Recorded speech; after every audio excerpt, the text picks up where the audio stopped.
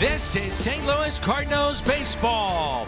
On the banks of the Mississippi in downtown St. Louis, the scene, Busch Stadium, and it's game number 2, the Colorado Rockies and the St. Louis Cardinals. Welcome to the broadcast booth. That's the Cardinals Hall of Famer, Jim Edmonds. I'm Dan McLaughlin. Jim Hayes is with us as well. Cardinals try to win another series here tonight, make it 2 in a row over the Rockies. They're going to turn to the lefty. Great pickup so far, and that's Jordan Montgomery. You're not kidding. Great pickup. This guy's done nothing but pitch well. This is his 3rd game. He's 2-0, and he has been dealing, has not given up a run yet. Look at the walks and the strikeouts. And maybe a little something different brewing in his pick selection, Danny. Maybe. What do you think? Well, Jimmy, that leads us to the Hyundai pitch arsenal. The four-seamer just 9% of the time with the Yankees. But Yadier Molina convinced him, throw the four-seamer a little bit more. He's been doing that at a clip of 29% with St. Louis. So, Jordan Montgomery is on the mound tonight. German Marquez for the Colorado Rockies. A walk-off in Game 1 for St. Louis. Baseball coming up on Bally Sports. Cardinals and the Rockies. Dylan Carlson with 4 hits in his last 2 games. Honestly, Cardinals loving themselves some home cooking. They're looking for their 10th win in their last 11 games at home since the All-Star break. Their .900 winning percentage is best in baseball, and that includes a sweep of the Cubs, Yankees, and a series win against the Brewers. Man, that sounds so sweet. It's been a little bit of everything for the Cardinals at home since the break. They're scoring runs, getting great pitching from the starting staff and the bullpen, both with sub-3 ERAs, and, of course, that exceptional defense that we have seen all season long. Hey, there was some late-inning drama in Milwaukee last night. We're going to show you those highlights next here on Bally Sports Midwest. Don't go anywhere. First pitch coming up. Getting some stretching in. He will lead off for the 3rd time tonight, trying to set the table for this Cardinals offense. Let's get you caught up on some Dodgers and Brewers highlights from yesterday. Some late-inning drama in Milwaukee with the Dodgers in town. Tied at 4 in the bottom of the 11th. Bases loaded for Victor Caratini. He hits the game-winning walk-off single to right. Brewers win 5-4 and stay 2 games back of the Cardinals in the Central. Coming up next, Danny Mac and Jim Edmonds will have more on your NL MVP frontrunner Paul Goldschmidt, who's been so incredible all season, especially there at Busch. I'll get you set for that. First pitch and beyond. Downtown St. Louis, the home of the Cardinals, Busch Stadium, in game number 2 between the Colorado Rockies and the St. Louis Cardinals. The Dog Days, not so much for the big bats in the St. Louis lineup. And these two guys back and forth, challenging each other and putting up big numbers here in the month of August. It leads us to the Febreze Fresh Stats. The team on base percentage in August, it is first, 352. The slug second. Home runs per game, that's been up to 2nd. And the runs per game, because of all that combined, gets you to 3rd best in the National League. Jordan Montgomery is on the mound tonight. And the lefty has looked, oh, so good so far for St. Louis. German Marquez for Colorado. First pitch, starting lineups comes your way next. On Bally Sports Midwest, brought to you by Budweiser. This Bud's for you. By Chevrolet, the #1 selling brand in the St. Louis area. Find yours at your Mid-America Chevy dealer. And by CarShield. CarShield cars go farther. It's a gorgeous night here in St. Louis. The Rockies and the Cardinals, game 2 of their 3-game set from Busch Stadium in St. Louis, where it's 83 degrees. Alongside the Cardinals Hall of Famer, Jim Edmonds, I'm Dan McLaughlin. Jim Hayes with us as well. Jordan Montgomery is on the mound for the Cardinals. His 24th start and 3rd with St. Louis. Last start was against Milwaukee. 6 innings, 4 hits, no runs, walked a pair, struck out 8. Keep an eye on this, the pitch count. It was a career high in that game, 108 pitches in that start. So we'll see how he bounces back tonight. You would think it's not that big of a deal, but you never know.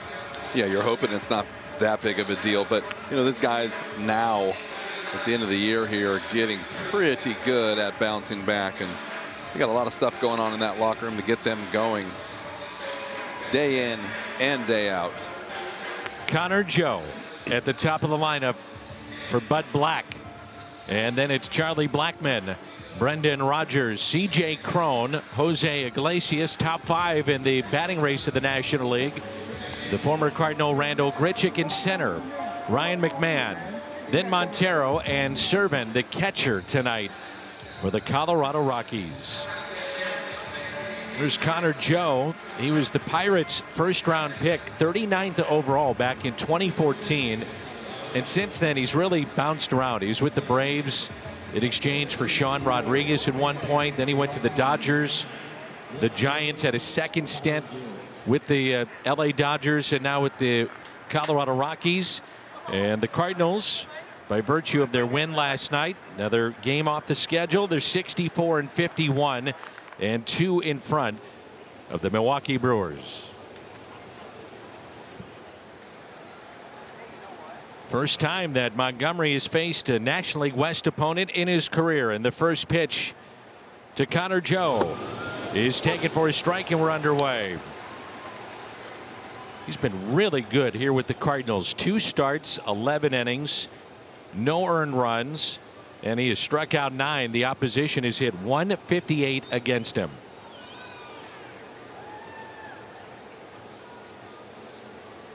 And the 0-1 pitch.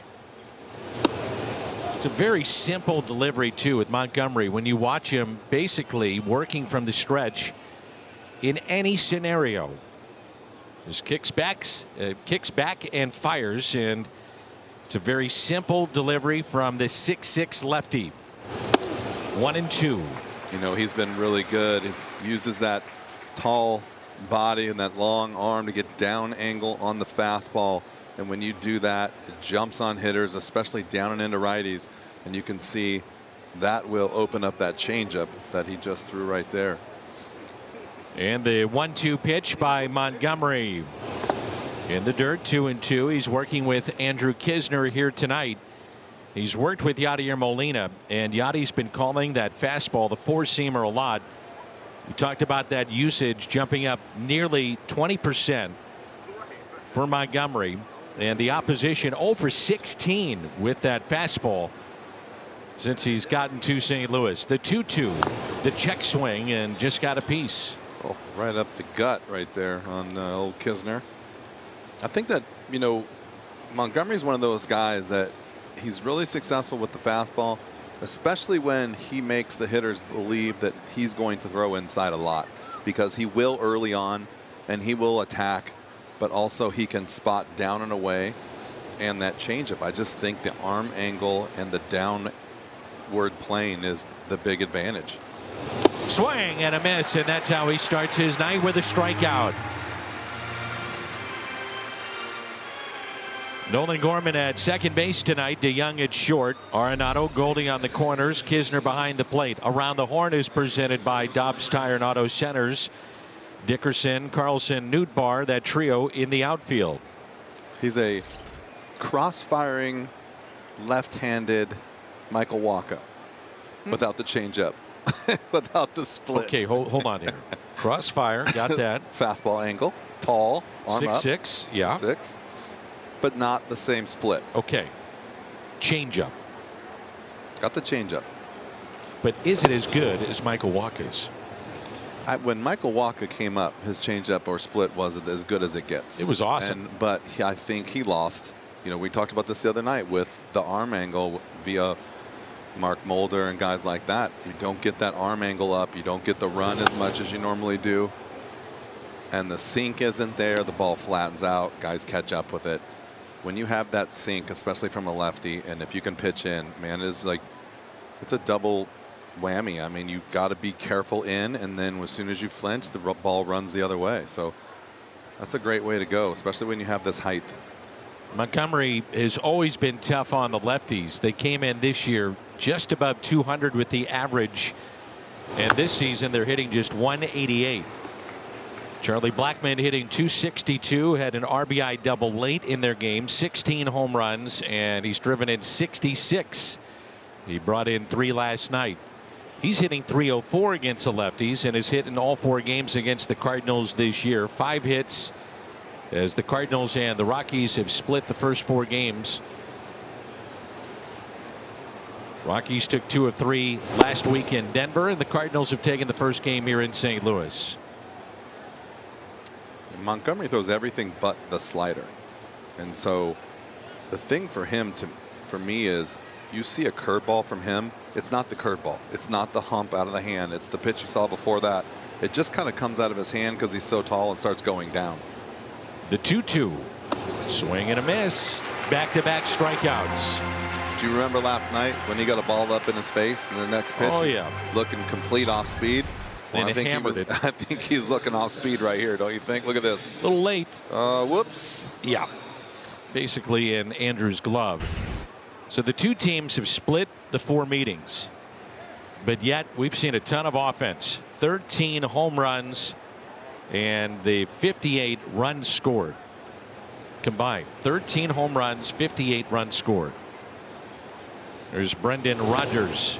What a frustrating night it must have been for Bud Black to see that game come to a close with a walk-off with a hit by pitch. That last inning was a nightmare for a manager, especially a pitcher's manager, which Bud Black was a pitcher and a pitching coach.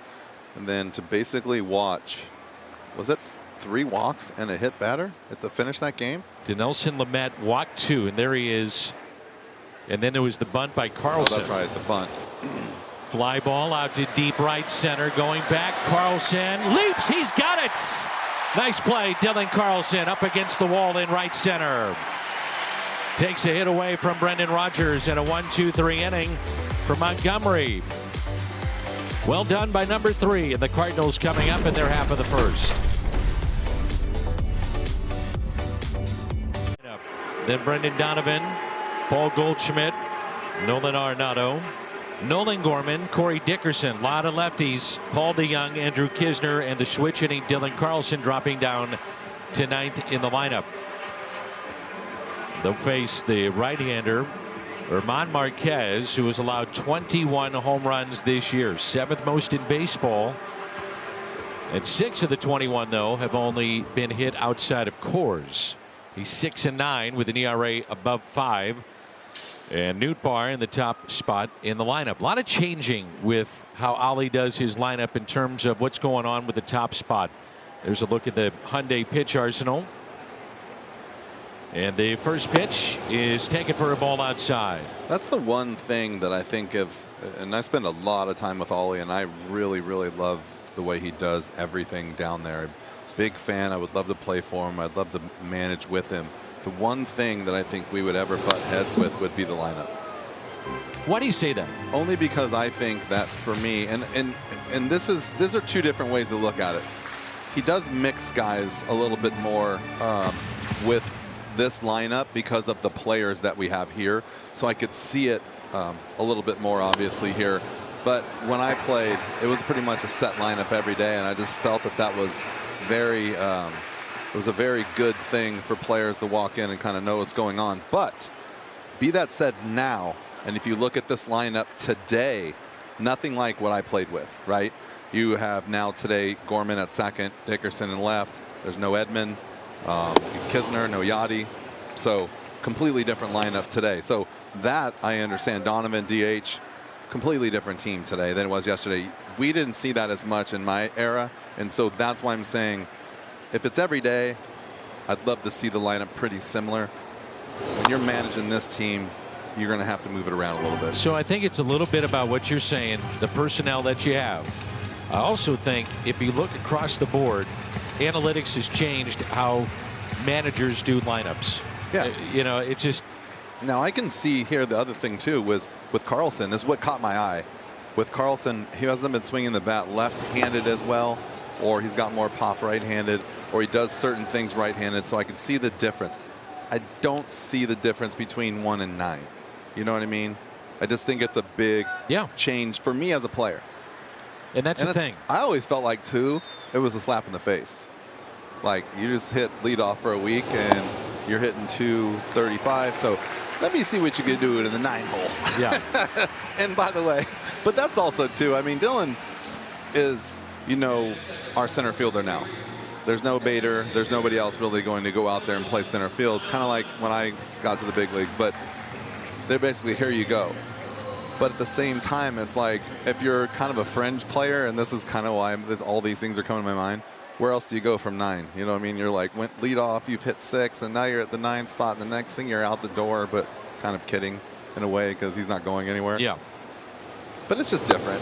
And he hit Dylan cleanup in the final game of 2020. Yeah, so it's a little bit all over the place, but the saving grace for me, I guess, would be, and Ollie would, and I love, this is the thing I love about Ollie and Skip, is when we go on the road, sometimes those guys, I'm so close with them, we'll sit down and just like have this conversation, and they'll give me the greatest explanations. And that's the key, the communication to the player to say, hey, don't take this as a personal affront. Here's why I'm doing what we're doing today. Yeah. And then also, you know, like I said, you got a true guy hitting in the 2 hole right here that's a little bit more ground ball to the right side versus Dylan maybe more in the air. But like I said, my era and this era is so different. Like, I mean, what are we looking at right here? As far as yesterday's lineup to today's lineup, you have what? Nootbaar, Carlson, and then Goldie and Arenado, and that's it. So what's that, 4? So, and DeYoung. So 4 guys are different. So clearly the lineup's going to be different. Marquez off the mound, bare hands, not in time, and the first 2 have reached here in this first inning. He had a really good at bat by Nootbaar, drawing a walk, and now an infield hit from Brendan Donovan, and maybe trouble in the first for Colorado with Goldie coming up. Jim Edmonds, Toyota, key to the game. Well, I just think really be ready to hit. This is a guy who throws mid-90s, and he throws about 50 to 55% fastballs.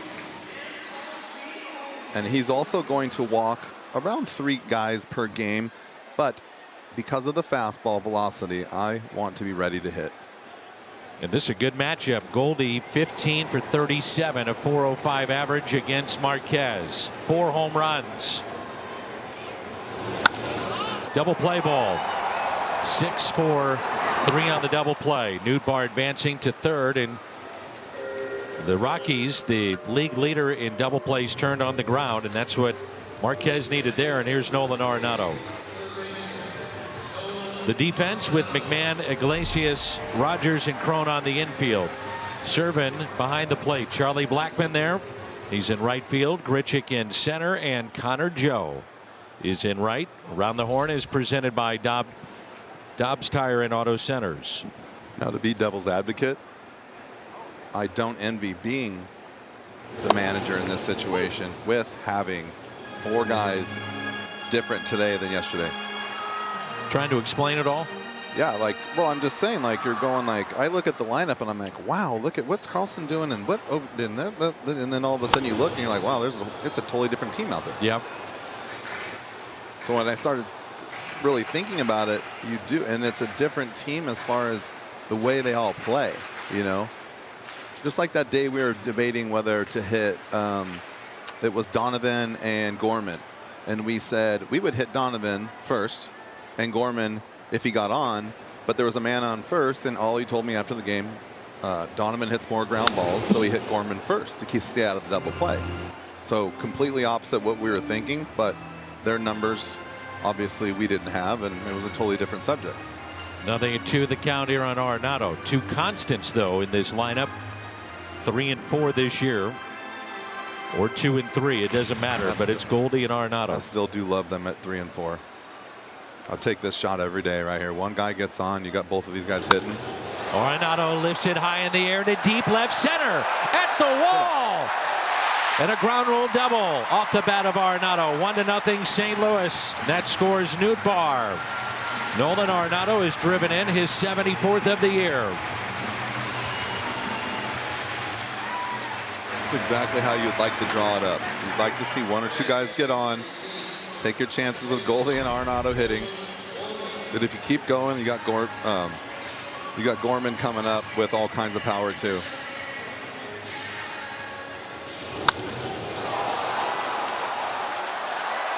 I think he just missed that ball.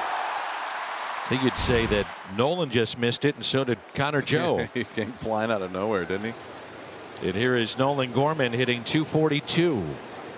He's got a home run against Marquez and a strike. I say he just missed it because I think his body got a little out in front of him, and then he still got extension, but the velocity off the bat was only 96. So got in a little bit on him. He drifted a little bit, but perfect time for a double.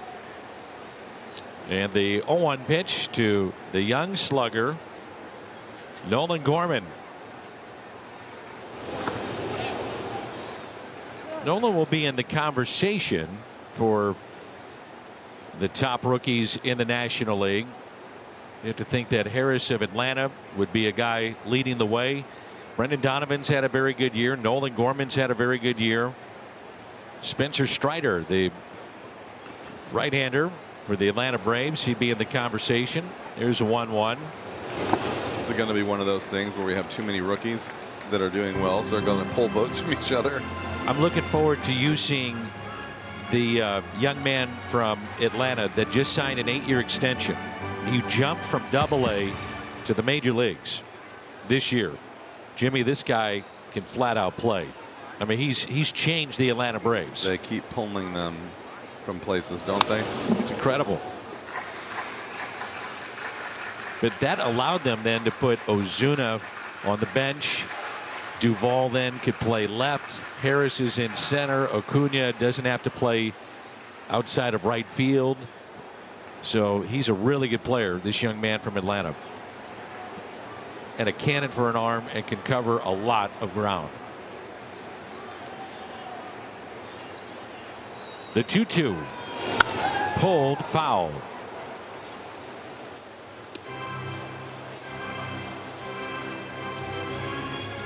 And it's 2-2 with 2 outs and a runner at second base. Nolan Gorman, 13 home runs. Marquez, his 23rd start. His last start was against the Cardinals, went 6 innings, 8 hits, gave up 3 doubles and a home run and 2 earned in 103 pitches.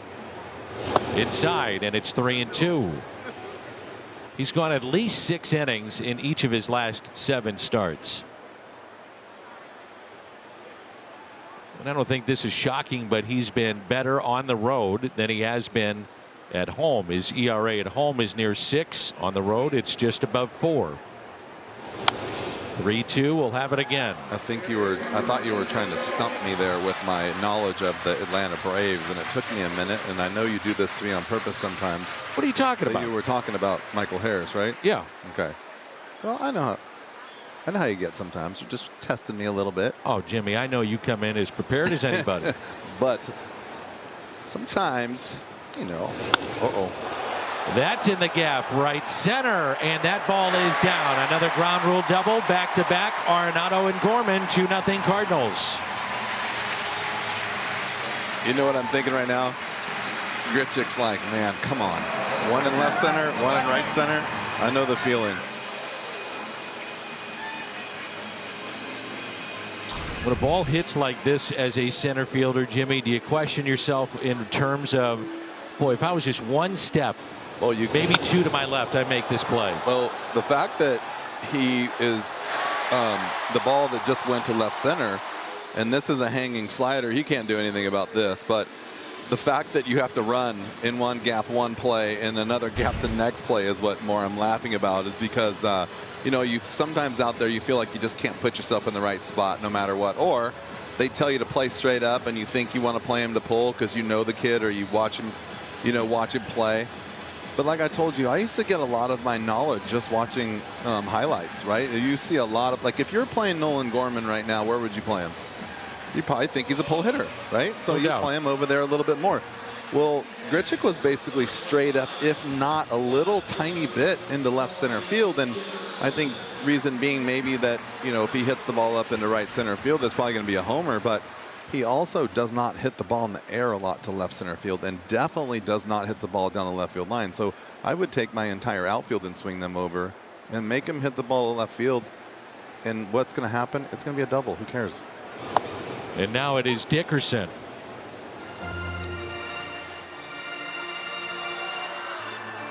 Gorman an RBI in 3 straight games, back-to-back ground rule doubles. And see, he's thinking the same thing. Grichuk, what are you doing? Darryl Scott, the pitching coach, right behind him. 0-2 the count. The Braves, by the way, they've locked up their core. Austin Riley through 2032, Olsen through 2030, Harris through 2030. Did you just say 2032? Yeah. Times have changed, though. Acuna, Grissom, 28, Albies 27 with Strider and Contreras. I mean, their core is locked up. The 0-2. And we'll see the Braves when we come back to St. Louis, and that'll be part of Hall of Fame weekend here in St. Louis. And then you just gave Harris probably the top grade of all of those guys with your baseball knowledge, and he's 21 years old. Played 71 games, maybe 81 games so far this year, and they locked him up for that long deal. It's incredible. It's fun to watch. If it works, what a deal they're going to get. First strikeout for Marquez, 2-0 St. Louis. Pitch to win the game last night. We check in with Jim. What do you got, Jimbo? Guys, any walk-off win is great, but last night's wasn't exactly standard fare. The good thing for the Cards, it was fueled by the bottom of the batting order. Paul Goldschmidt told me, obviously, Tyler getting hit by the pitch brought home the game winner, but if guys weren't on base, it doesn't happen. Kiz and Newt had tough at-bats and drew walks, and Dylan had a perfect bunt, which is something we don't try very often. It was just a great inning. Danny Ali Marmol told me we're going to need more of that from the bottom of the order going forward from here. Kind of to your point, Jimmy, that you treat that. I'm talking to you, ball game, not the other Jimmy, but you treat some of these games late as if, okay, it's a playoff type game. We need the win. You do anything you can. Where maybe in April and May you're swinging away, but who knows? Maybe we see some of those bunts get down a little bit more. Well, that's kind of the thing what we were talking about the other day too, about how the best team doesn't always win, and why. The best team doesn't bunt. The best team doesn't hit and run because they're pounding away on everyone the whole year. 2008, when I was with the Cubs, we walked away with a little bit of the division, but yet never played small ball, never really got pressured, pushed, anything, and we got swept by the Dodgers, and I could see it coming. You just could see it coming with all the playoff experience that I had been around. No change in the demeanor of the team at all, and so you could just definitely see there was it's a different animal in the playoffs. So if they start doing that now, it makes it that much more easy during the playoffs. The catch made by Goldie nearly overran it, but makes the play, and that's 4 up and 4 down. So Montgomery gets the first man here in the second inning. MLB.TV is there for you. It's now $64.99 for the rest of the year. You get games live or on demand, plus MLB Big Inning. Blackout and other restrictions apply. Visit MLB.TV for details.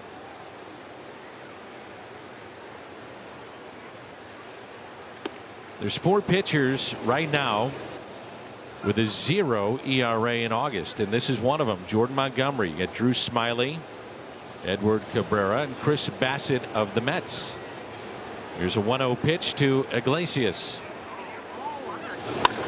And it's lifted in the air out to left field, over to get it Dickerson, but it's out of play.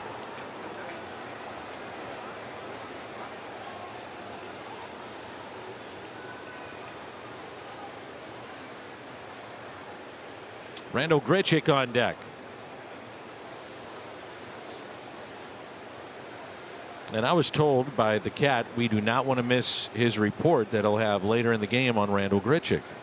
Ooh. Yeah. The Cat's getting dirty. Down and dirty with his man, the Gritch. And his high sock Wednesday. Apparently the shorts. report is to do with that. That's Uh-oh. No. That's a fair ball.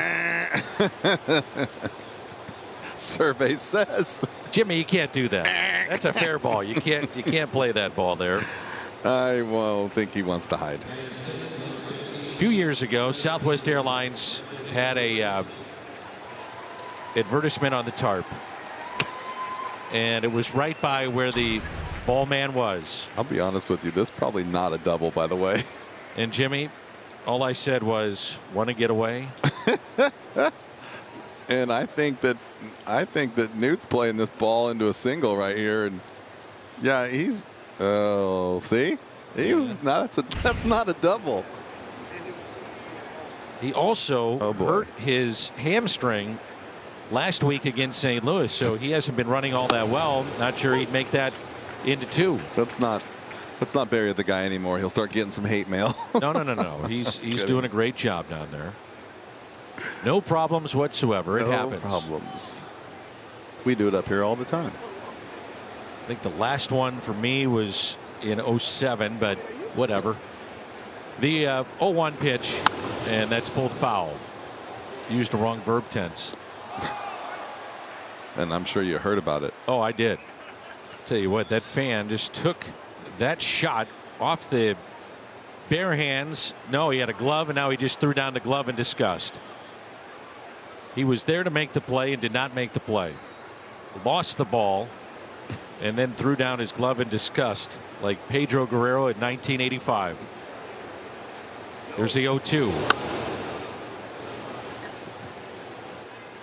Now that ball there is okay. You can go field that one. You're it's clearly foul. The ball man. It's good work right there. And even better. Pardon me while I stand up and applaud.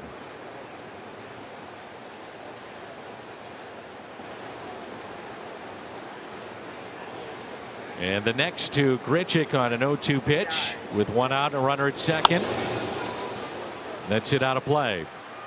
I think Grichuk was one of the few guys that pitch right there, because his swing is so flat, he's not going to swing through it as much as he'll put that ball and play foul. He'll get beat, but the swing plane for him, you're going to trick him a little bit more. You know, the slider down and in, the curveball. You see him swing over the top of a lot of stuff, but I think for him it's hard to go in and up because his swing plane is so good flat. Another 0-2 pitch by Montgomery inside. That's the pitch that you've talked about a little bit here with Montgomery. His ability to not only pitch inside but pitch in for effect. Now it'll be interesting once you have that pitch. What's this one going to be? He's got to be conscious of the inside pitch. Kisner sets up a bit inside. Hits that spot. That's what we're talking about right there. Well, I think Rich just guessed that he wasn't going to do it 3 times in a row, and he did. But that's what I love about Montgomery is maybe the first pitch, the second pitch definitely, he didn't hit his spots. But right there, he's definitely on point with where he wants to go. He doesn't even make Kisner move his glove. And it brings in Ryan McMahon. Third baseman hitting .375 over his last 11 games with 4 home runs.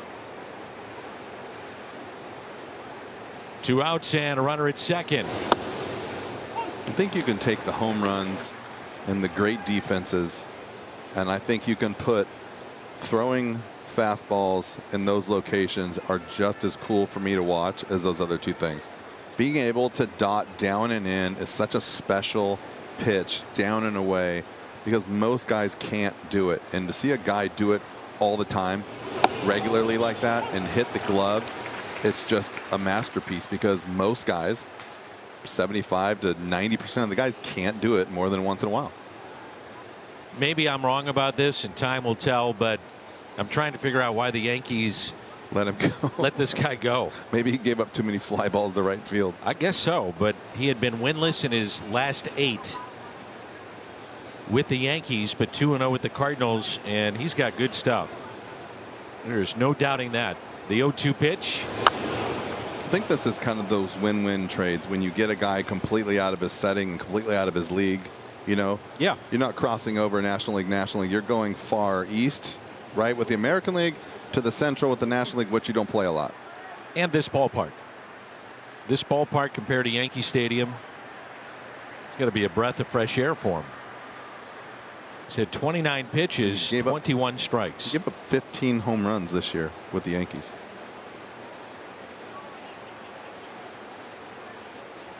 And the 0-2 pitch to McMahon off the plate. And the other thing I think too is I know it's out there and I would love to have someone admit it, but when you pitch in those ballparks, you have to think about right field. You have to. Yep. You got to think about left field in Houston. You got to think about the monster in Boston. You just have to. There's areas you got to be like, man, if I miss, he's going to hit this ball off and then it gets in your head. The 1-2. Pulled foul. I was watching the game the other night, I believe, and I don't know if it was a walk-off. I think it might have been a walk-off for the Yankees. It was a home run, and the pitcher mouthed off the mound coming off the field saying that was a fly ball. Yeah. Can't believe that left. Yeah. Yep. He basically said that's a fly ball as he's walking off with a loss.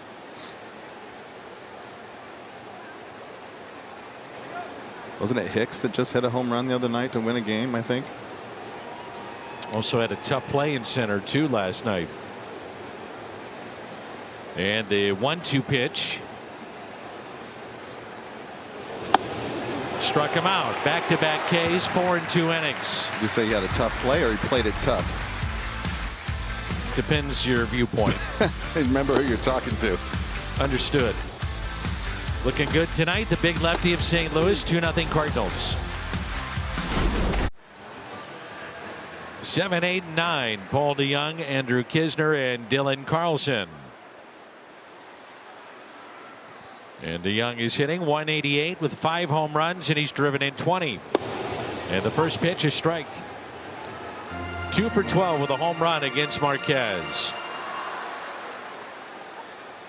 Go back to the championship year of 2006, and the Cardinals are 30 games, 30 above 500 against Colorado here at Busch Stadium. And that's their best home winning percentage against any team over that span. As DeYoung puts it in play, slipping was Iglesias and just got him at first. While we have a moment, quick word from Victory Men's Health.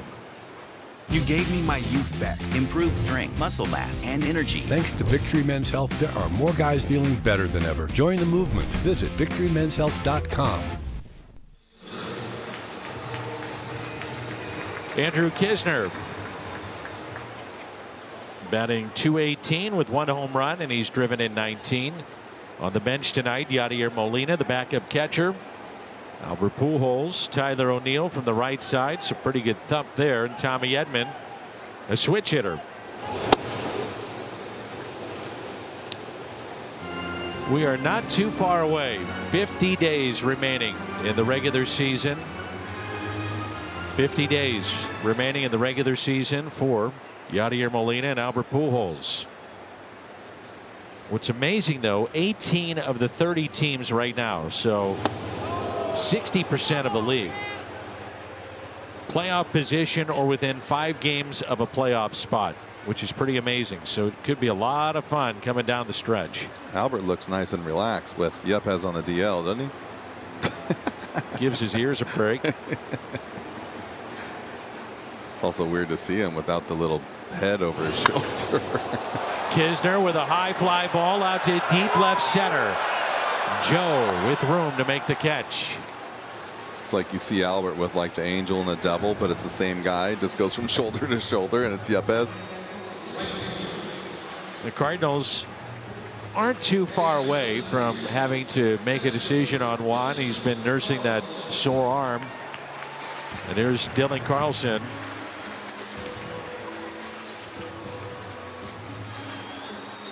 So 2 outs and nobody on. Dylan hitting .241, picked up his 8th home run of the year on Sunday against Milwaukee.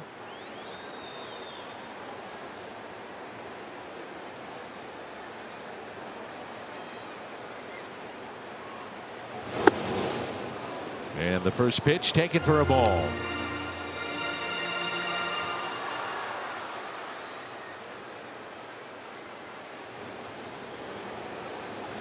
The next is pulled and fouled. The ball man. You can get that one. Safe. Well, I can tell you that gentleman down there has been here for a long time, and he's a fan favorite. Been here a long time. And the 1-1. So occasionally you have a ball that maybe hit the line. Maybe it was fair, maybe it was foul. So what? But he made a heck of a play on it. There he is. Long time he's been an usher here with the St. Louis Cardinals. I love that he's got his badge on. Like someone's going to come and stop him right now and go, hey, you belong down here?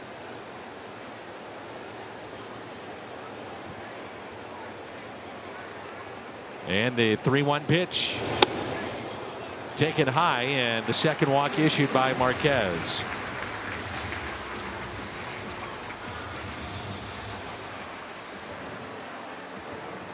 I think that maybe walks are probably bothering him right about now.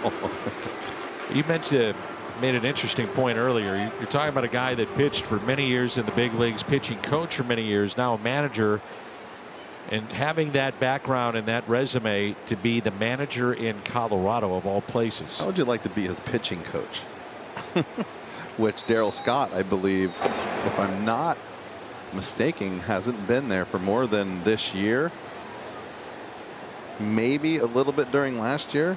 See Dale right there in the glasses. One of my teammates in AA and AAA.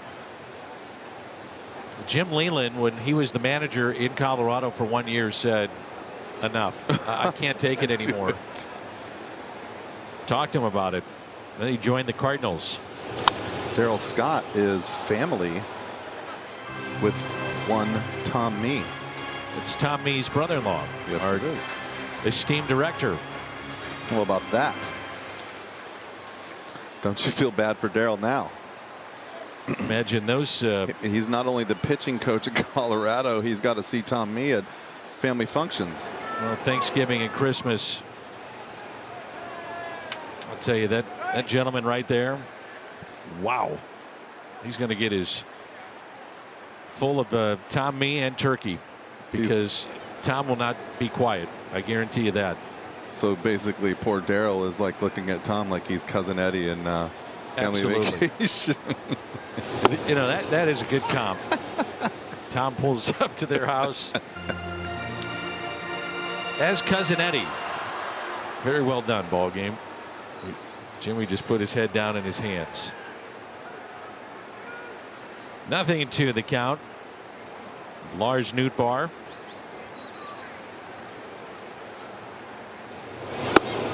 Just missed on the outside corner. Nootbaar walked and scored in the first inning. Hey, what I really do like their young catcher, though, Servin. Like I said, he's Brian Servin. He's actually a cousin of a friend, good friend of mine. He's born in Palm Desert, California. Went to Arizona State, but I really like the way he handles the behind the plate. The swing and a miss. Nice job. And the second strikeout. 2-0.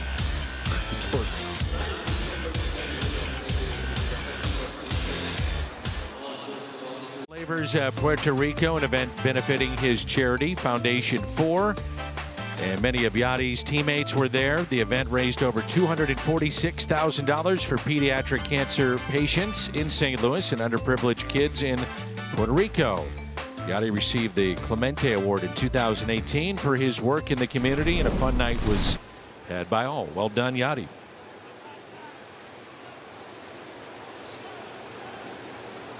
Third inning, and Montero, then Servin and Joe. A swing and a miss.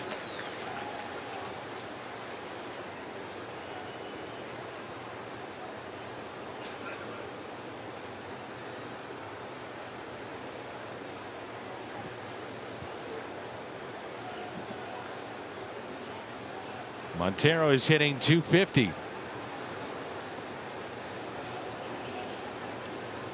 And the 0-1 pitch. Driven out to left and a base hit. The second hit allowed by Montgomery. Spinning is Dickerson to hold him to a single.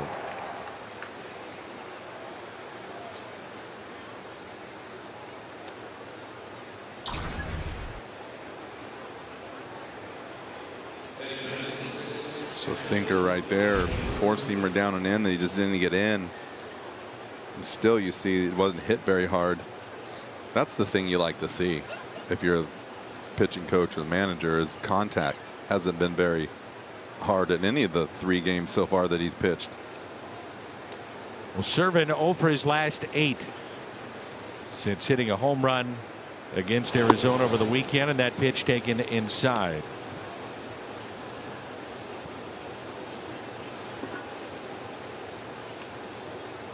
It'll be a day game here tomorrow. Wrap up the homestand. Adam Wainwright, Antonio Senzatella.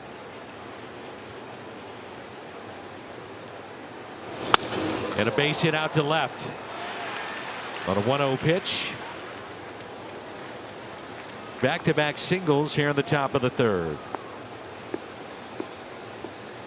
Chevy pitch tracks. Like I said, you like to see off the end of the bat. That's just a little quick, but more middle of the plate, but still down and off the end. So you just take that. Now he's got to get a ground ball or a strikeout. There's Connor Joe, struck out swinging first time up. Top of the lineup. Opposition hitting .227 against Montgomery with men on. And Kisner wants to talk it over.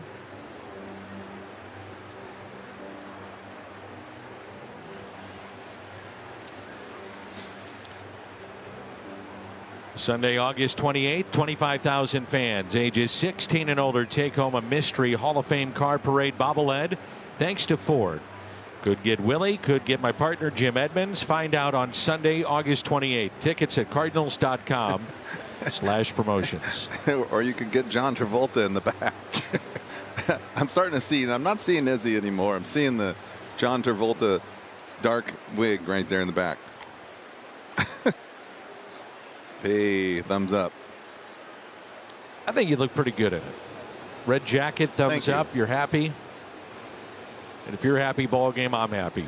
I'm happy. That's pushed foul, and strike 1.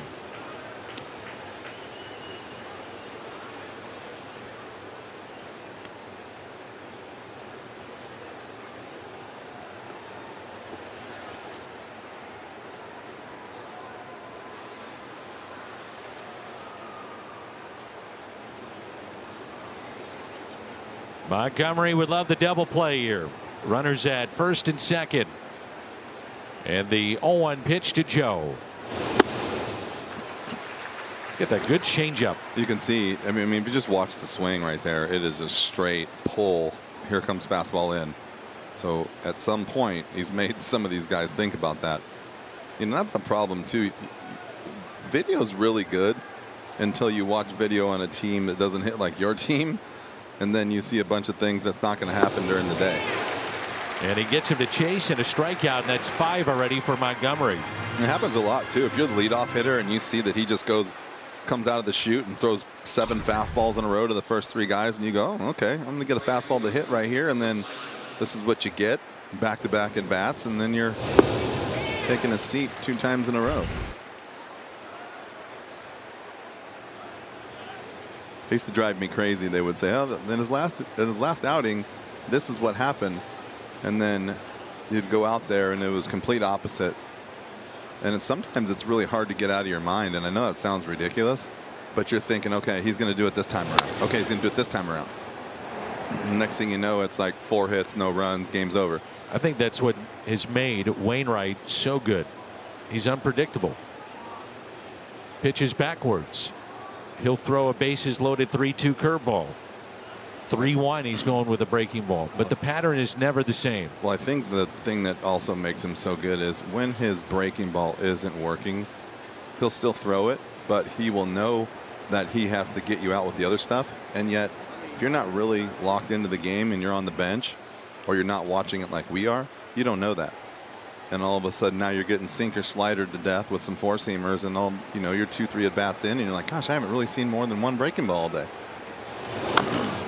And another foul ball. Nothing at 2.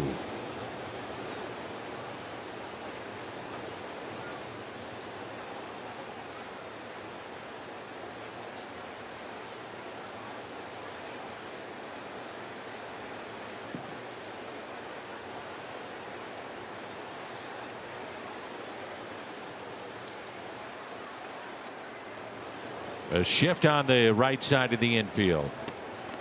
Blackman struck out swinging first time up. And the 0-2 pitch. Grounder foul again.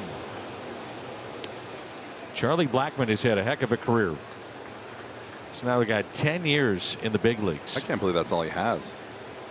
It does seem like he's been around a long time. I remember at one time, I think he was like, had the most hits and most everything as a leadoff hitter or whatever it was for the like 5 or 6 years running. I don't know if it was just a leadoff hitter or in general, but he had some ridiculous stats and he was super consistent. And the 0-2 pitch off the plate, 1-2. And he's got one of the best beards in the game. I mean, you can say that if you want. Pretty impressive, though. Started many years ago, and he's a fan favorite in Denver. From the beard to the walk-up song to the numbers that he has put up. The 1-2 hit the other way. Arenado can't get there. And a run will score and no one at third. That's part of the shift. A soft base hit to left and a runner winds up at third. Just telling our producer in the truck, Brian, that I do not love the shift in this situation against him. And I did not want to interrupt what you were saying. And here we go. He just is a good hitter that won't try to do too much against the lefty. And then Montgomery is kind of caught in between. Do I go cover the bag or do I go behind the plate to back it up? Oh, he's supposed to go behind the plate, obviously, because that's what is supposed to happen. But very rarely do you see all that movement at once. Good news is there's an out, so a double play gets you out of the inning. So 1 out, runners at the corners, and Brendan Rodgers. Rodgers got off to a terrible start this year. He was really, I mean, you make case he was one of the worst hitters statistically in baseball. He was hitting .078 in April, that opening month. And then his next 14 games, he became one of the best hitters in baseball. The media, rightfully, they went to him. What's changed? He said nothing. I've made a few slight changes, he said, but I'm putting in the work. It's just now I'm starting to get my confidence back. It's a lot of that, you know. It's a lot of you start feeling for the ball or trying to like I said before, pushing balls to right field, or it's something different. It's not the same. You know, a lot of people can say, oh, I was doing this and now I'm not, and that's just not wanting to give anything away. But you don't do certain things for a year and then switch over and then just all of a sudden start hitting again. Like there's something in there. Change your thought process. You let the ball get a little deeper, or you start diving over the plate a little bit more. There's something there.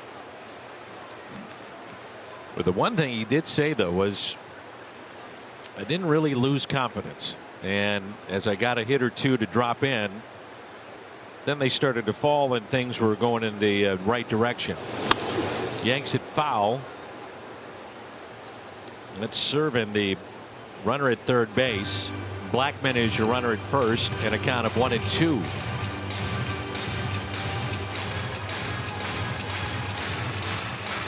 Charlie Blackman now is 6 runs batted in against the Cardinals this year.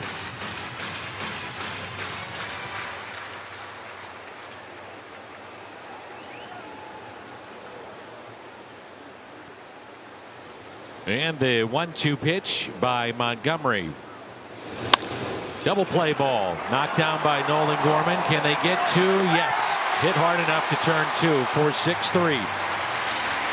Cardinals turn the double play. Rockies pick up a run, and it's a 2-1 game. Selection courtesy of Coca-Cola and Deerbergs. Individual bobbleheads will be distributed on 3 separate dates. Pujols, Wainwright, Molina, all connecting to form a triple bobblehead. Tickets and info at cardinals.com/trio. Well, it's been fun to watch him again this year. Sure has. Giving that gum a workout right now, isn't he? Hopefully we get to see him hit tonight. I would think, and Ollie had said this to me right before opening day. I said, to him, I said one of the things I think you're going to struggle with is trying to put Albert in the lineup maybe more than he should be. Because you're talking about one of the greatest hitters ever, and he said undoubtedly. And I wonder if we're getting to the point now where there's enough left in the tank to push him against right-handers, and his at-bats against right-handers have been much better here in the last 4 to 6 weeks. For sure. He's DHing. I mean, just keep an eye on his legs, right? And if he, you know, I think that's the thing too. If he doesn't have a great day, his legs don't get taxed, he's fine the next day. If he hits a couple of doubles or scores from second, then you got to ask him how you feel. You got to be honest too. He's 42. There's a lot of wear and tear on the body, so you got to be careful, judicious in the spots that you want to use him in. But man, is it fun when he's in there. Donovan takes a pitch just a bit low, 2-2.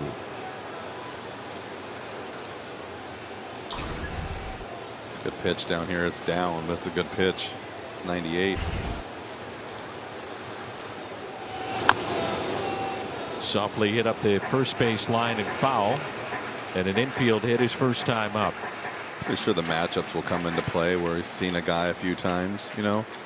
For sure. The thing I think he's going to run into more or less now is, though, he's been kind of hurt and not playing a lot for the last couple of years, and everyone's so young now that there might not be a lot of good matchups that he can say, well, you've done well against this guy. And it might be a lot of guys he just hasn't faced, and they're going to go, hey, this guy's stuff is this. What do you think? Or, you know, or the manager's going to have to make the decision. But I'll tell you what, from what I've seen lately, there's not a lot of stuff that he can't handle again. And a grounder hit to Rogers off the bat of Donovan for the first out. The batter is Paul Goldschmidt. Slugging percentage this season, MLB ranks. But he's behind in the count, 2-strike count. Starting pitcher for a third time, you better watch out. Behind in the count and 2-strike count. The third one I can understand, but the first two, well, I guess someone's got to lead it, right? Might as well be him. And he's the guy.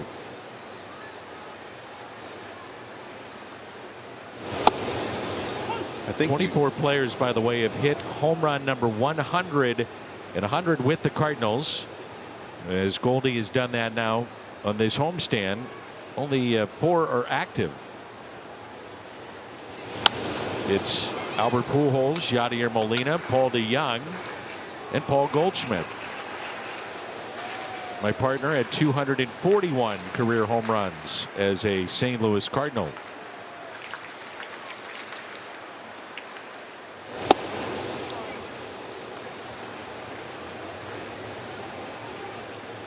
And it was a high home run that he hit last night, the third highest home run.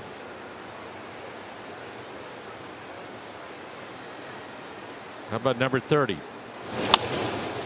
Fly ball out to left, and it's down. It gets past Connor Joe. Goldie on his way to second base, hustling in, sliding in safely. Picks up the double. And Paul Goldschmidt with double number 32 as Connor Joe took a chance, came up short.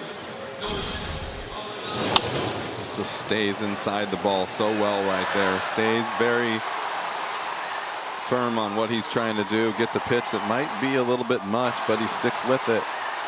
And you put the ball in play, good things happen. Arenado had a 2-out ground rule double and went back-to-back with Gorman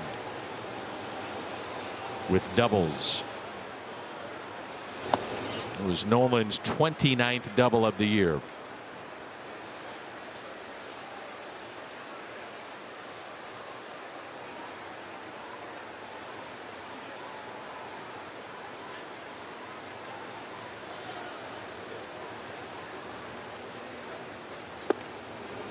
Nothing in 2.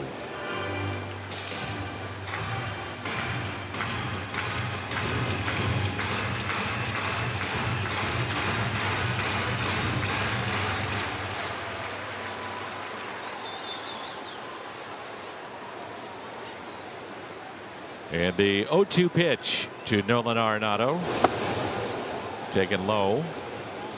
Arenado with men on this year.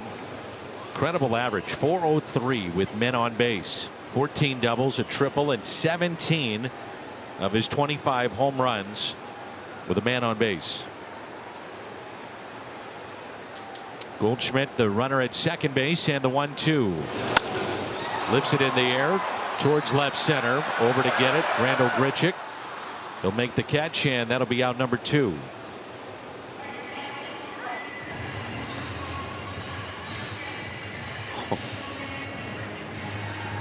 Here's Gorman at a 2-out ground rule double into right center, first time up. He's driven in 29.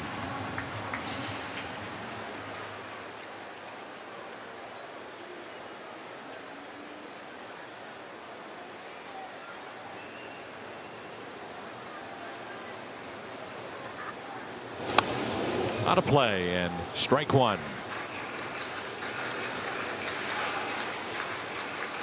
So the Cardinals, after the ball game tonight, day game tomorrow, homestand comes to a close, and then the first of 3 against the Diamondbacks beginning on Friday night. Lone visit to Arizona. And the 0-1. Cardinals have Miles Michaelis, Dakota Hudson, Jose Quintana ready to go for the Arizona Diamondbacks, and then it's off to Wrigley and 5 games in 4 days.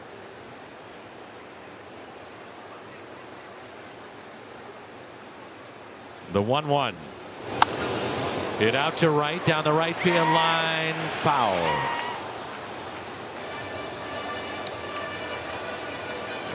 Cardinals will see the Reds a bunch down the stretch, and the Reds will be without Joey Votto. Now, they've traded a ton of players away, but Joey Votto had a tear rotator, I believe, but he is done for the year. Season-ending surgery.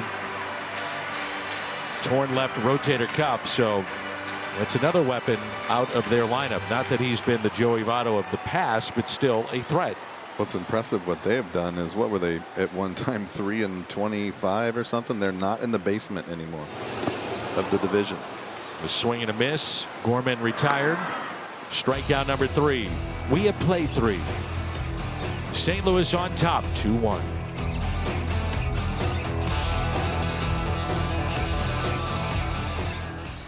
Midwest brought to you by Ford, the official car and truck of the Cardinals. And spicy chicken strips, they're back at Jack in the Box for a limited time, starting at just $5. Stan the Man statue outside the main entrance of Busch Stadium. 4th inning, and C.J. Cron popped out to Paul Goldschmidt, first time up. Cron is 0 for 5 with a couple of strikeouts head-to-head in their days in the American League. Cron a number of years with the Angels, Montgomery with the Yankees. 2 balls and no strikes.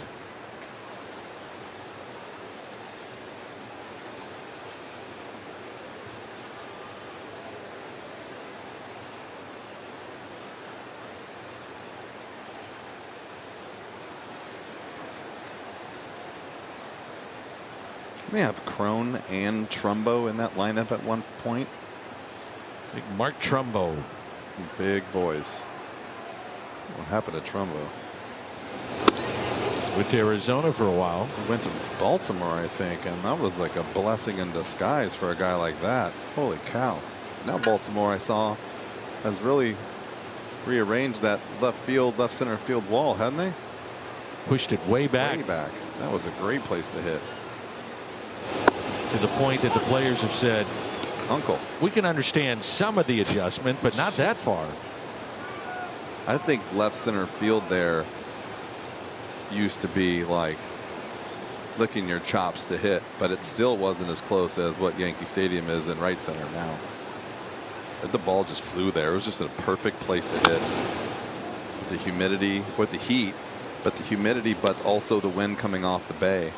It wasn't like super like heavy heat, you know, like how it gets here some days when it gets really hot, but you can see the wind blowing around, which keeps the ball flying. That place, man, it was a good place to hit. It was a great ballpark when it first opened up. There have been 22 ballparks built since Camden Yards. Really?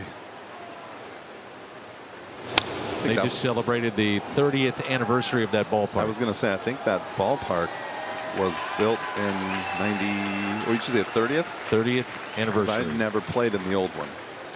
And I came up in 93. So there you go.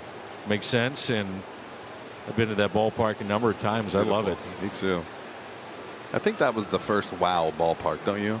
I think it changed. With the brick in the back, the warehouse and all that. You got to remember, I mean, St. Louis was a part of this too, but you had the multi-purpose facilities. So Philly, Pittsburgh, St. Louis, list goes on and on. But you play football, basketball, or excuse me, football, baseball, and you had concerts and whatnot. Was the old Baltimore like that? Not as much, but they played football was there. Football there. Yeah, but kind of like just the circle, the dome look of the stadium from the outside, minus the dome, if you will, to where now you have these ballparks that are baseball specific only, and that's what changed it when Camden Yards came to fruition. Held on to by Kisner and 6 strikeouts. I think that was Montgomery. To me, that was if I can remember, the first ballpark that looked like this, where you could look out from home plate and see the city. You know, the brick building and right, the warehouse was there, but left center field and left center field, you could see into the city, even though couldn't see past the stadium. There was a skyline like this. You know, this is kind of what Camden Yards looked like, but a smaller version. But if you take all of the seats left of center field there to the bullpen, it was wide open pretty much. And some of the ballparks were built into what they had. That's a base hit into right by Iglesias, but built into what they had in terms of the buildings that were there, like in Baltimore, what you have in San Diego. Here, you know, you can see downtown. You think about in Cleveland, Jacobs Field, now Progressive Field, another example of that. They had 400 consecutive sellouts at one point. That place was amazing, and they were great. That's why. That was a team that was loaded with talent, but never could get that final win. I think this place really took on the life of its own here also when Ballpark Village was born. Agreed. I think that it changed that hole right there. You know, you would have had to put a really big building and it would have enclosed this place, but Ballpark Village only being 3-4 levels gives you the city plus the closed-in feeling.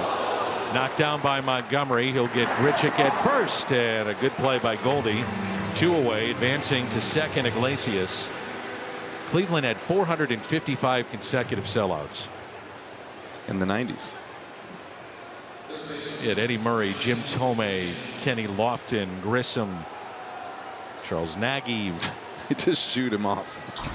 He says, I'm fine. I love it. Hit my glove. It was 108 off the bat. Might have hit the ground first.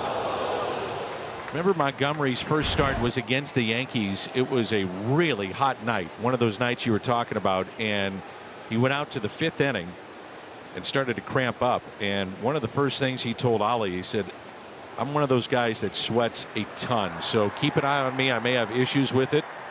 And they're going to keep an eye on that every time he pitches. A little different ball game here in the summer. Yep. Something you learn quick too. Water isn't enough. Not to say that being in New York in the middle of a summer isn't hot. It gets hot there too. Not the same. It is not the same. There's only a few places like this, and I would have to say consistently between here, Atlanta, and Miami. And I don't even know if I would put Kansas City on that because they always seem to have a breeze. But it gets hot there, but I don't know. I can't even imagine the old turf days. Oof.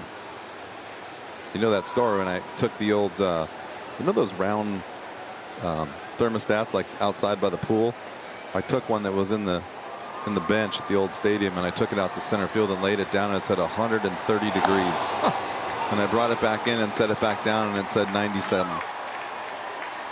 Here at the ballpark, guys would put lettuce in their caps. And they talk about how the plastic cleats on the turf would burn your feet. The metal would burn through, and the metal would get so hot. Yeah. Because in the old days, the spike went through the sole. That's right. And then the way they secured it was with bead, basically, I guess bead, what'd you call them, beads or bolts, basically, and they're metal to secure the foot plate, where now it's kind of infused into the plastic. And so the metal would actually come up through the shoe and then be underneath your insert, like your insole. And so, yeah, they said it would get so hot you could feel the actual cleats themselves, the spikes. 2-2 on McMahon is fouled back. Jim Hayes has the wave going tonight early.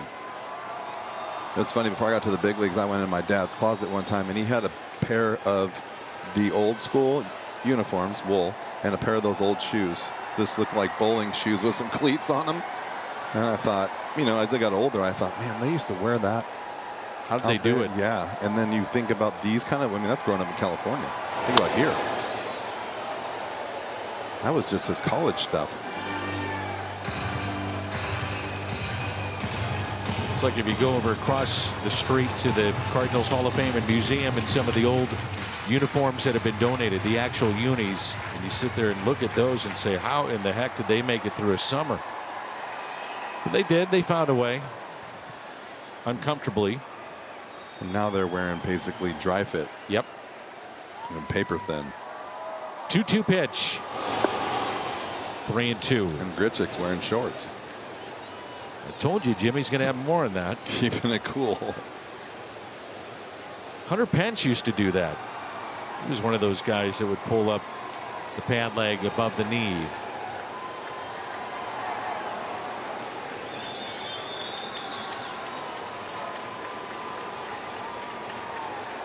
The 3-2 pitch by Montgomery with 2 outs and a runner at second.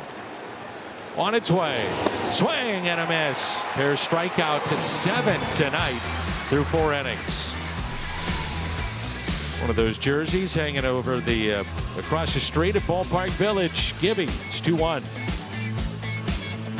With folks that are doing great works in our community, and we salute local nonprofit Starkloff Disability Institute, which works to build inclusion where we live, learn, work, and play. Thank you, Starkloff Disability Institute, for pitching in.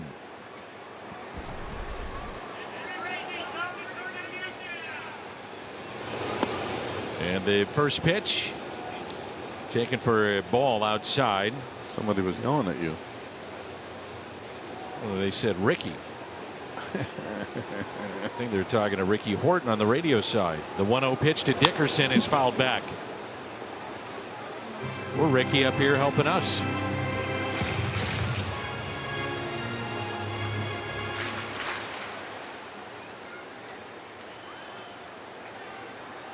Rick Doherty, who helps us every single night.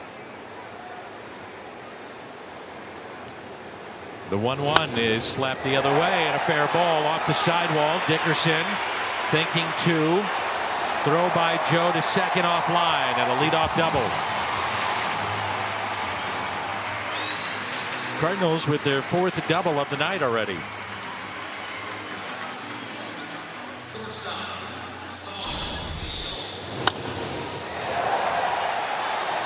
I thought this was going to be tough for Dickerson to get to second, but Connor just got a little deep and then slipped. Connor Joe, that is. Isn't it amazing just how many things have to go right for a play to happen? And that ball, for all rights, could be held to a single. The fly ball into right. Coming on to make the catch, Charlie Blackmon, not deep enough to tag, and Dickerson to the bag at second. Even if he plays that ball right, and he had a good throw, you saw the throw offline, he's still safe. Yep. So many things have to be perfect. It's one of the reasons I always say, go ahead and test. Challenge. Yeah, it's challenge, a few guys I think that you really on a consistent basis don't want to challenge. I mean, I think that if you look at the outfield out there for us, I think the only guy maybe consistently you want to be careful with would be Dylan. Because he's already shown that he has the arm, and he has dialed it back a little bit more so he can throw the ball consistently on the bag.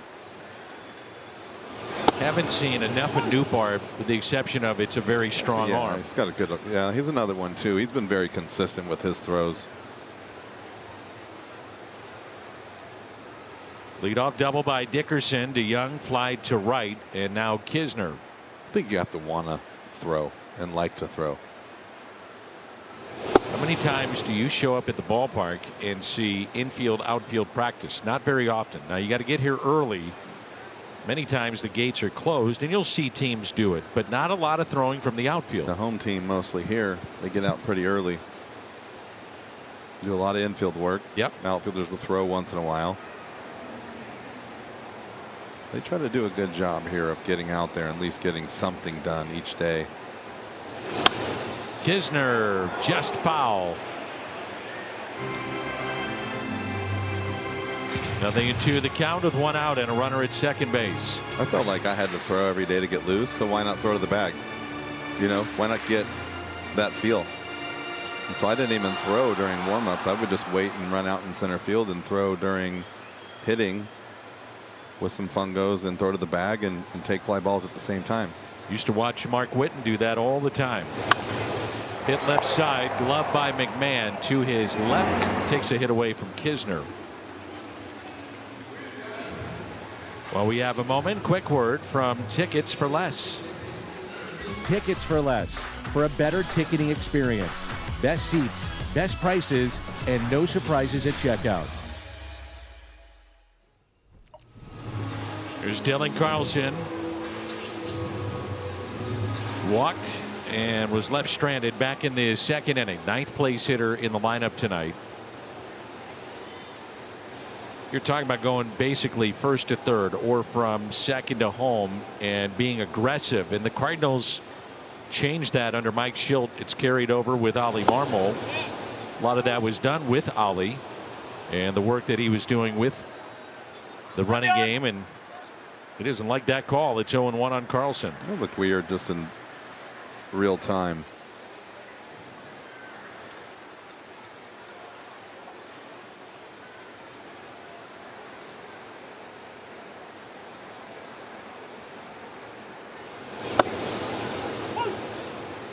Oh, 0-2. Cardinals got 2 runs in the first on back-to-back ground rule doubles. Arenado and Gorman. Both coming with 2 outs. Rockies scored a run in the third. And the 0-2 pitch hit out of play.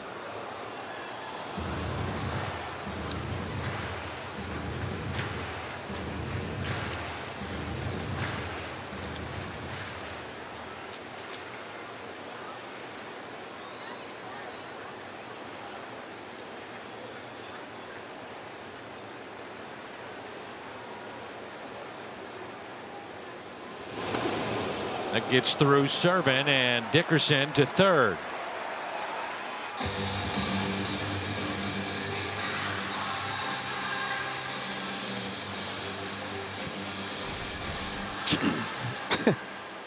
It's the first time I think that we've seen him even close to misplaying a ball behind the plate, and that is just a slider that hit a hole or something and stayed down. That ball should have bounced up at least to the glove height. It just stuck to the ground.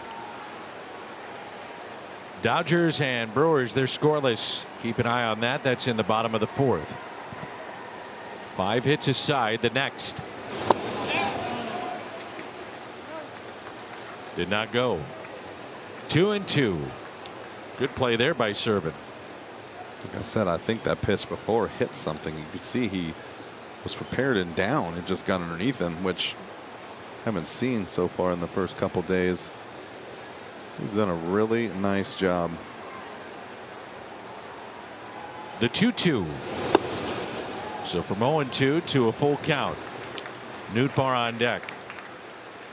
Cardinals with 2 outs are second in baseball in average, 6th in runs, and 5th in runs batted in.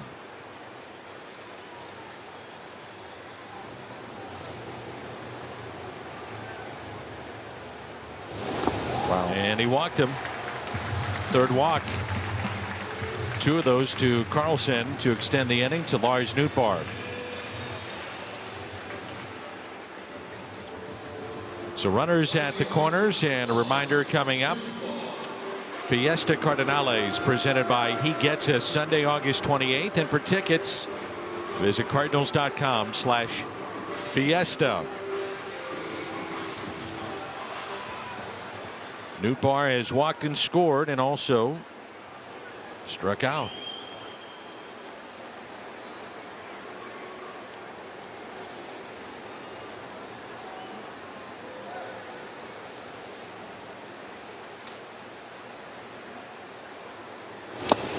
Strike 1 on Nootbaar. Sometimes, Jimmy, he looks to be guessing inside, opens up, and if he gets it, well, can do some damage. Do you remember we talked about right at the All-Star break where I was saying he's not the same guy as he was last year, and there was a lot of balance. And then literally did have a little talk with him one day, and it wasn't really about that. It was just in general. I was like, hey, come on. You know, like, we were just passing the hall. I was like, you don't look the same. I said, but you'll be fine, you know, and everybody's like, you know, giving, you know, high fives and whatever, and just kind of found the balance, and then now he's kind of lost it again.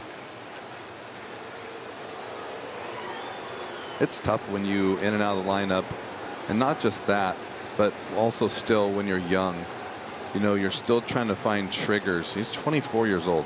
You're still trying to find things that will get you through the tough times or trigger you back, you know, or keys, basically, not triggers, keys to get you back to where you want to be. And, you know, that's a lot of things happen over the course of the season that can get you away from that.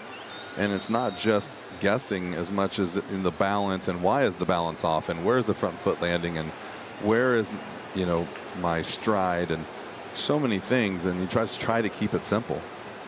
Here's a 1-1. 2 balls and 1 strike. He was one of those guys for a while that was, when he was landing on his front foot, was landing on the outside of his front foot and allowing his body to travel, which is not what you want to happen. When that front foot lands, that means your body should stop, and then the swing starts. There's no more traveling once that front foot hits. 2-1. Nootbaar pops it up left side. McMahon. Foul territory, under it to make the catch. The Cardinals strand a pair. They've left 5 on through 4 innings. St. Louis on top 2-1. Is Randall Grichuk wearing pants or shorts? As a regional cable journalist, I went to the source, Randall Grichuk. He told me, quote, they're pants, of course. He told me he's wearing the shorter pant for the first time this season because the Rockies have black socks, which he thinks look cool. Grichuk says there are 2 advantages to the shorter pant. He says they're more comfortable, and he gets better calls at the plate because he believes they create a sort of optical illusion for the umpire. Dan and Jim, Gritch says hello, and Jim says, he says to you, it was great seeing you in Vegas that time. Jimmy, do tell. First of all, great job, Cat, finding out about the pants. That's number 1. Let's get that out of the way. The scores. Here's Montero and a fly ball. That's foul. I am still baffled because I don't know if Jimmy can still hear us, but was he saying that because, was it the road socks are black? Or was he saying that because the Rocky socks are black? I think both home and road are. Okay, because they used to be purple, I think, at home, right? So he said might be right. Before he's playing right for the Blue Jays Cardinals, they don't have black socks. Gotcha. So they have black socks, so he thinks it's cool. But I just wanted to pass along that he said it was great seeing you in Vegas, too. There's a swing and a miss, and that's number 8. Ball game. Do you remember seeing Randall in Vegas? I do. We keep in touch still, and I knew he was there actually, and so we kind of found each other and said hello and hold on now. On our separate ways. According to Jim's report, I don't think you remember the time in Vegas. Is that true, Cat? I just said I remember. The cat's gone. Well, no, Cat's right there. Cat Cat's mic has been off. Gritch saying that Jimmy didn't remember or what? No, he didn't reference that. He just referenced something about optical illusion because the Sox are on fire. We're talking about Vegas. He just said, say hi to Dan and Jim, and say hi to Jim especially that it was great seeing you in Vegas. Okay, all right. That's what I'm reporting. Okay. But you're going to finish right there. He is done with his report. Nice job, Jimmy. Great job, Jimbo. Journalism at its finest, as it says. Oh, you bet. I'm still a little confused about the optical illusion. Yeah, that's one of them. Not sure I buy that. Well, from what I got was I thought he had just started wearing the socks because they had black socks. That's why I was saying at home do they still wear purple? And are the pants new in the last week? Or is it just because we know him we can make fun of him? And no one's done that yet. Well, it is a unique look. Servant hits it out of play. 0-2. This young man hit 2 homers in his second game in the big leagues. How about that? Well, they like him. They think they have some young players coming too. Question has been pitching. 0-2 pitch. Oof. Montgomery struck out 8 so far. Quietly too, huh? Ties a season high. 4th time he has had 8 strikeouts this season. Looking for number 9. 1-2 the count. Yeah, it has been. Maybe it's just because we've been focused on socks and shorts. Here's a 1-2.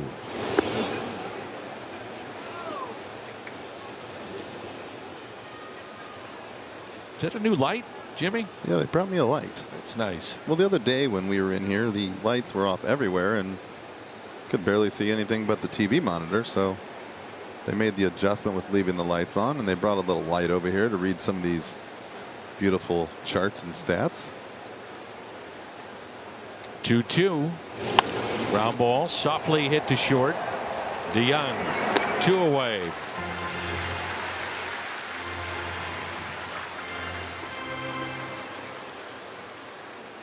With 2 outs, back to the top of the Rockies lineup. Connor Joe, who is 0 for 2 with a pair of strikeouts.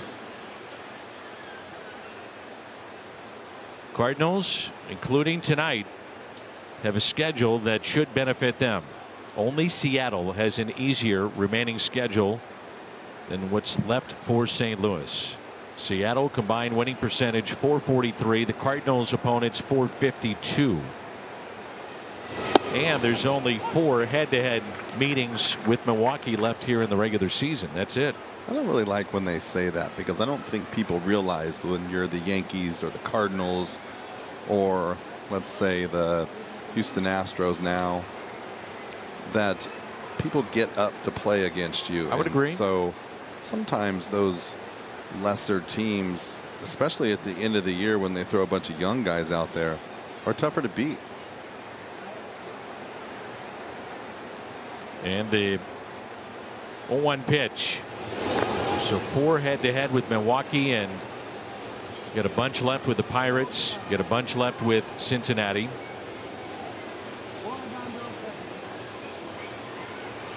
$50 days to go in this regular season. It's crazy. Feels quick. Right now, Milwaukee is scoreless with the Dodgers, and then they'll be at Dodger Stadium next week. Ground ball again to short. DeYoung up with it.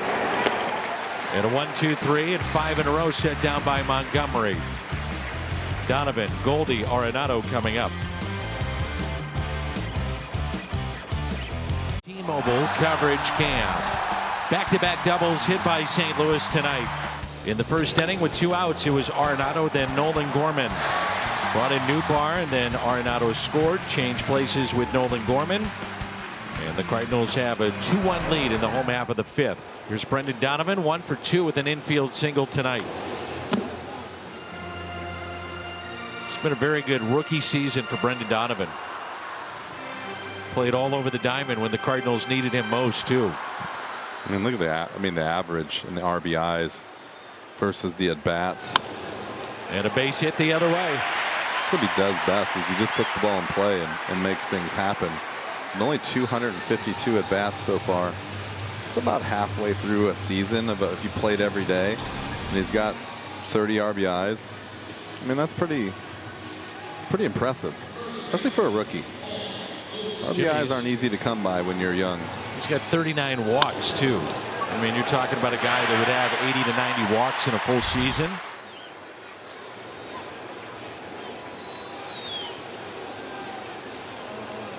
Goldie would love home run number 30.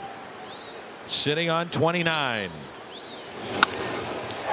Off the glove of the third baseman, McMahon. Donovan to second. Taking a chance on his way to third, and he's in there standing up. No one at third. Runners at the corners, and Goldie his second hit tonight.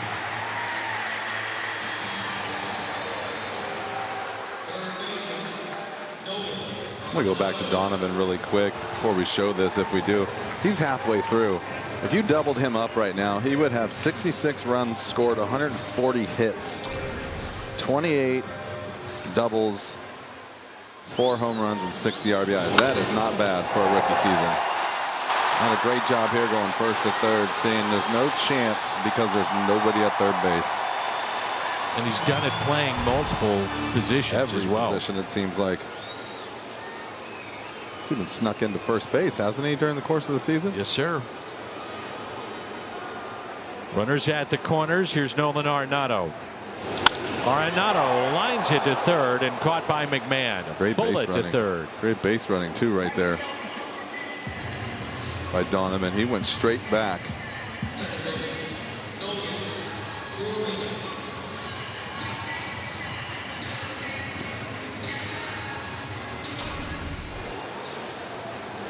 Look at this right here. Right back. Make sure.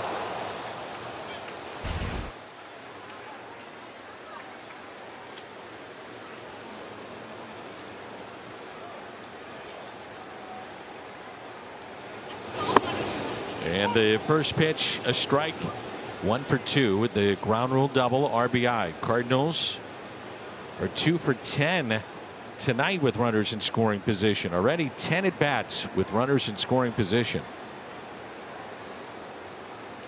Jake Bird, a right-hander, getting loose in the bullpen for Colorado. And the 0-1 high. 1 ball, 1 strike. I was just watching that play where Donovan went to third. I'm surprised Iglesias is a veteran player. He's 32 years old. Had no chance. He didn't even make an attempt to go fill in at third base for the third baseman going hard to his left and just giving away a base. Ooh, inside corner. Those are the things that cost you. It's a really good pitch there by German Marquez, painting the inside corner with 98, tailing back. A little movement. Big crowd ready to make some noise here. Runners at first and third in the 1-2 pitch. Low. 2-2. It's a great crowd for Wednesday night. School starting.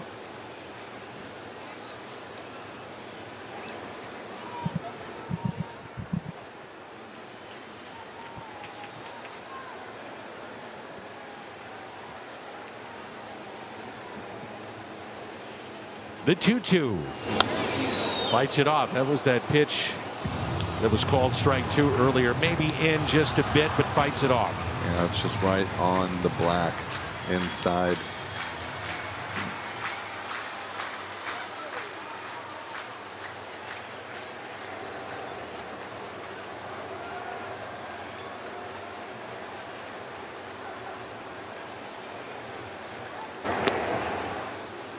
Back in safely, it's Goldie. Maybe not a bad idea to start the runner here.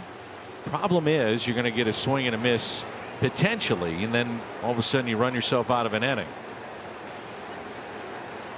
Going to get your fair share of strikeouts with Nolan Gorman. And the 2-2 on its way. Gorman could be 2 out there, back to first, and he beats it out. A run will score. Crone hesitated too much. He didn't know what he wanted to do right there. I think his first initial reaction was a step on the bag, and he didn't know where he was. And you can't really tell by watching it, but you can tell by his body language right away. Unless he just really didn't hurry. That's a tough play for a right-handed throwing first baseman to turn your back like that. He might have had a better shot right there of going to the bag and then trying to throw to second base for the tag. Virtually the same speed, basically, just taking one extra step and being right-handed.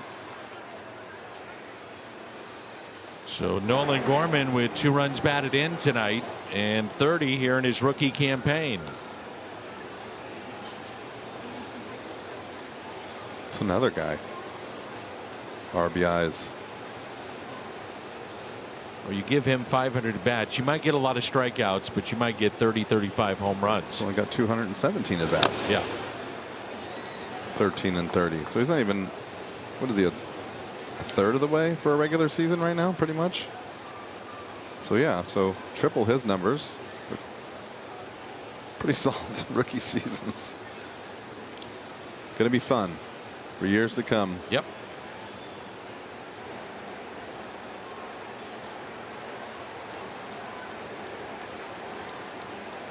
Here's an 0-1 pitch. Dickerson has doubled inside the third base line back in the fourth. Eventually got to third, then left stranded. Struck out his first time up.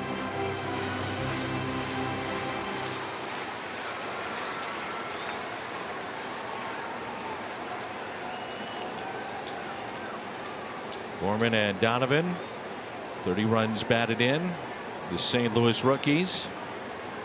Donovan with a couple of hits tonight, and Nolan Gorman with a pair of runs batted in. High fly ball into right, and the catch made by Charlie Blackmon. Cardinals pick up a run, back to a 2-run lead. Healthcare difference maker. It's Jordan Montgomery here tonight. Through 5 innings, he has struck out 8. He's allowed 5 hits, and he's allowed the first run as a Cardinal in 3 starts. And Jimmy, he's been again outstanding. I mean, he's been pinpoint control, inside, down, some good changeups. Late in the count, he has gone in, and they expect him to maybe go away with breaking ball, and he keeps it down and in. And you're right, he's been effective with that fastball too. And I like what you said early on, maybe just even in the open, the 4-seam fastball has been more aggressive. And what that does is, when you see a lot of sinkers, and they're going to see a lot of video of him with maybe the Yankees and see that he threw a lot of sinkers, and then every time the ball is down with a sinker, it's going to keep going down. So as a hitter is going to take it. But now he's throwing the ball down that stays on the same plane, and so guys are taking the 4-seamers for strikes. It's going to take a little bit of an adjustment for the league to understand that, because your eyes are going to basically deceive you for a while until you get it into your head he's throwing the 4-seamers. And that hits Blackmon, and the leadoff man is on here in the 6th inning.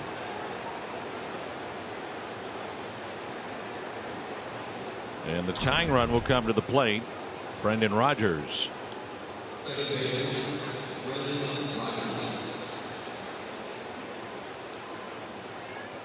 It's that elbow guard.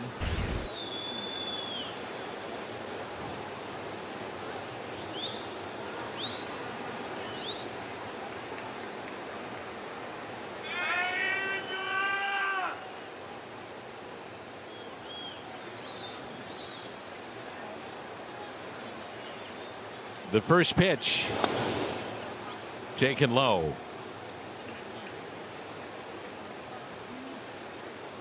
Andre Palante begins to throw in the St. Louis bullpen. Palante was set to come in last night if we went to extra innings. And the 1-0 pitch by Montgomery. Ground ball hit up the middle, backhanded and kicked. And so runners at first and second. from potentially 2 to nobody. And 2 runners on. He hasn't made too many bad plays at second base, and this isn't a bad play. This is just one of those plays that's in between. And I thought he needed to catch this ball so he could either take it himself or flip it. And when he goes down, the glove just goes down too far and it hits him in the hand.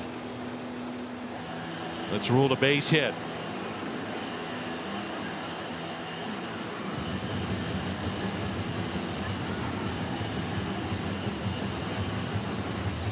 While we have a moment, a reminder, August 26, 25,000 fans.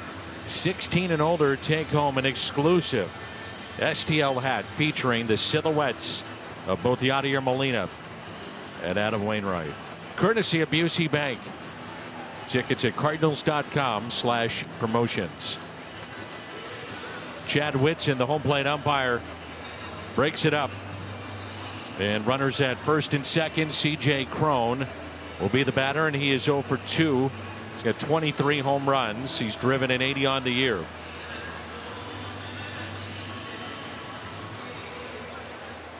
Again, with Montgomery being stretched to his season-high pitches last time out, I wonder if the Cardinals will be a little bit more careful with him here as we get towards the latter stages of August and into September. We'll see.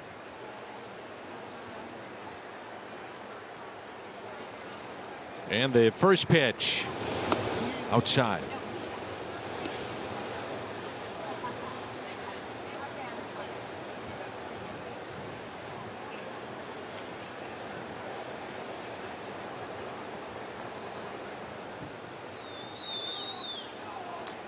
And the 1-0 high, 2 balls and no strikes.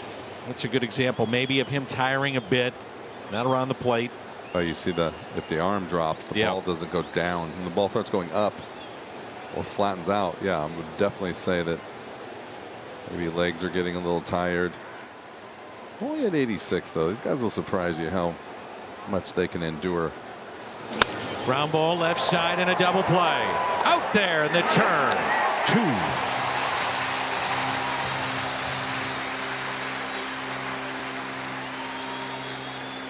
Exactly what he needed. Are you kidding? Well, he corrected it, right? He got the ball down and away where he needed it. Got himself a double play.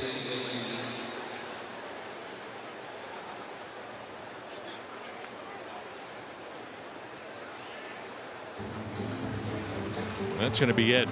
Ollie will go to his bullpen with Iglesias coming up.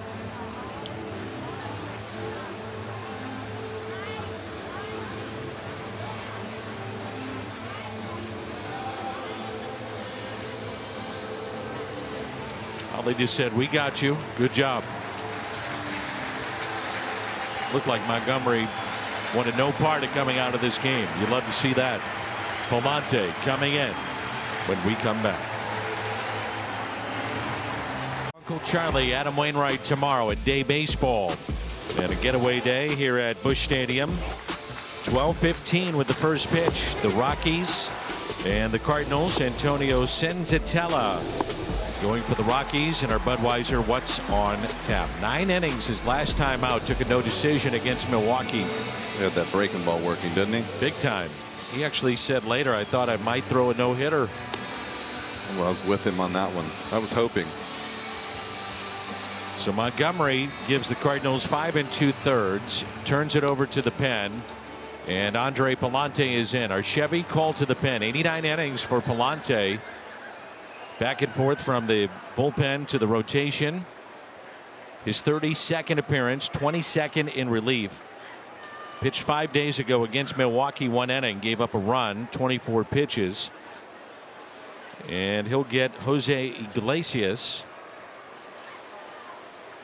His ERA in relief is 1.56, and I know you've always liked him in this role. I do. And I don't really, I'm going to watch what I say, but I don't really mind him with having some rest, because I don't think he's max effort guy where you can see the curveball's under control. But I do like the ball when it comes out of his hand when he's fully rested. It has a little extra jump to it. Now, if you can keep it under control, it's exactly what you need right now.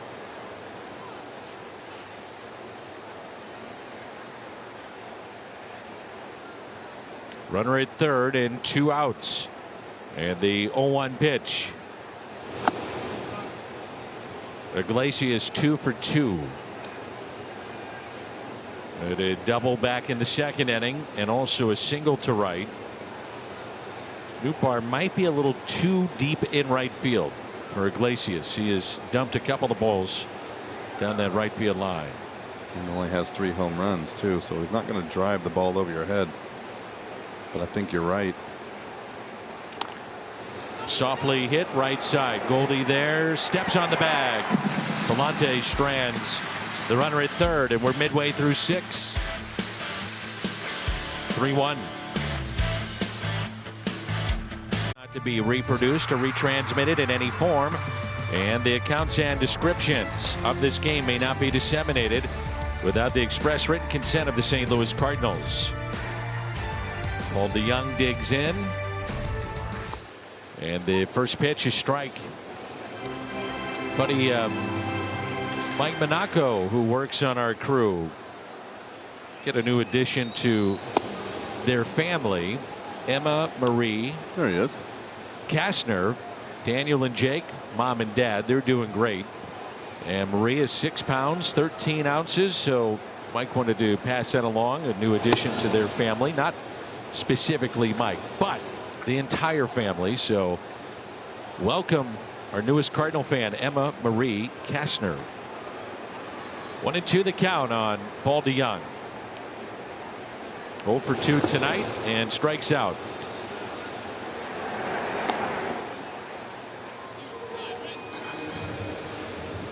Well, we have a moment. Quick word from Siteman Cancer Center. You are someone's favorite person, and your health matters. For the lives you touch, schedule your cancer screening today. Andrew Kisner is 0 for 2.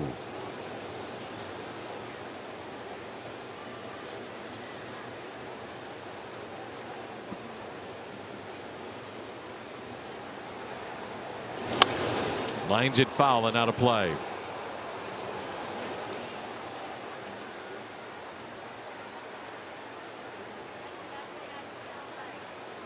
Cardinals have out hit the Rockies 7-6 and lead the ball game 3-1.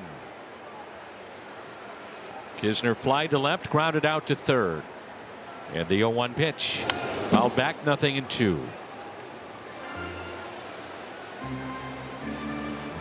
Go back to late July, July 27th. Only the Dodgers and Phillies have a better record in all of baseball than the Cardinals. Cardinals are winners of 13 of their last 17. Dodgers are 16-3. The Phillies 15-4. Cardinals leapfrogging Milwaukee and took a 2-game lead over the Brewers as Kisner hits a high fly ball into deep left. That'll stay in the ballpark. And 2 away. The Dodgers have a 1-0 lead over Milwaukee, and that's in the top of the 6th. It's a home run by Austin Barnes, the Dodgers catcher. You look at the top of their lineup, and there is just no give right now with the Dodgers, who, by the way, lost Walker Buehler. They've lost back-to-back games, the Dodgers, just 1 time since the beginning of July. Once.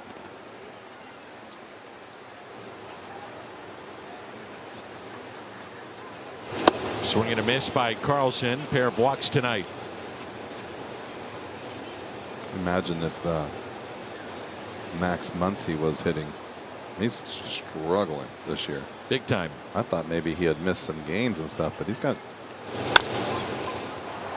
Chopper hit to Rogers, and Carlson retired. 1, 2, 3 go the Cardinals. We head to the 7th. 3-1 St. Louis.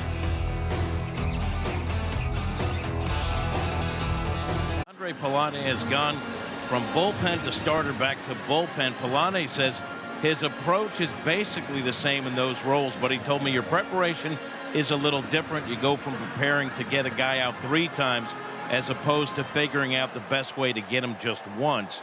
Dan Palante's ERA is better as a reliever, but in his last start, 8 scoreless versus Washington. And Jimmy, his last 4 games, which includes that start, a .60 ERA, 15 innings, 1 earned.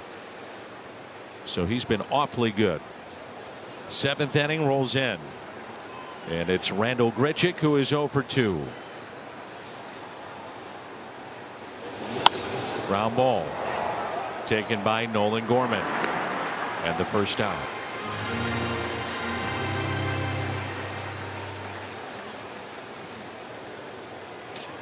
"30 years after the first issue debuted, with Stan the Man on the cover, there's a Waino Yadi tribute T-shirt and a special subscription. To find out more about Yadi, Waino, Albert, it's Cardinals Magazine, 314-345-9000, Cardinals.com/magazine. You just almost made a smush. No, I did. A Waddy? Yeah. He caught it really fast. Maybe at home you were like, did he? No, that's okay. Just let it go. Just smush. But Jimmy, now that you pointed out, everybody knows. I like it. Just makes it easier. It's all good. We know exactly what you're talking about. For sure. It's a Waddy. It's a Waino and Yachty game. It's Goldonado. There you go.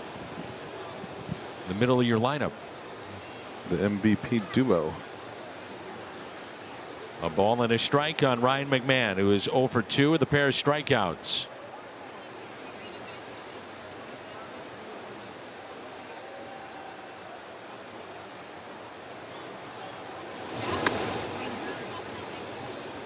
Palante kind of throws. I've heard a lot of guys talk about this. The front, the glove hand coming up, and then following it. Yep, and just doing that, but also it kind of hides the baseball a little bit. See that ball right there? He threw it 95 and it cut. Watch the front glove. Kind of up there. Kind of throws it at you a little bit. Yep. It's a good angle right here. Look at the spin on that thing. Oof. 3-1 the count on McMahon. Shift on the right side. 3-2 with Montero on deck. On their bench, Nunez, Hilliard, Hampson, and Bernard.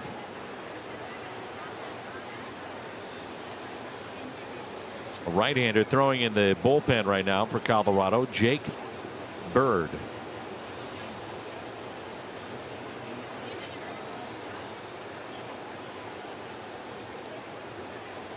The 3-2 pitch by Palante. Outside corner, and he struck him out. The first strikeout for Palante. It's a good pitch right there. He has been throwing fastballs in or cutters in. Cutter in. The ball cut a couple times, down and in. And this right here basically looks just like a sinker. And it's a strike. It's just not where he's looking. There's Montero. Single to left and scored and struck out back in the 5th.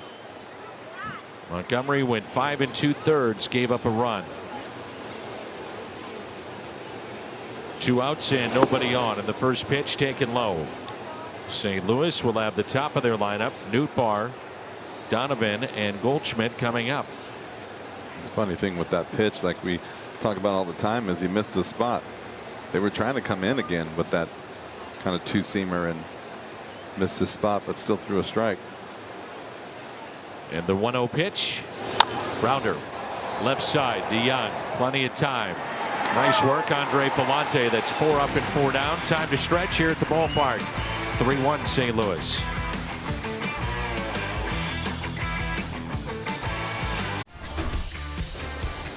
Cardinals have a 3-1 lead as we move to the home half of the 7th.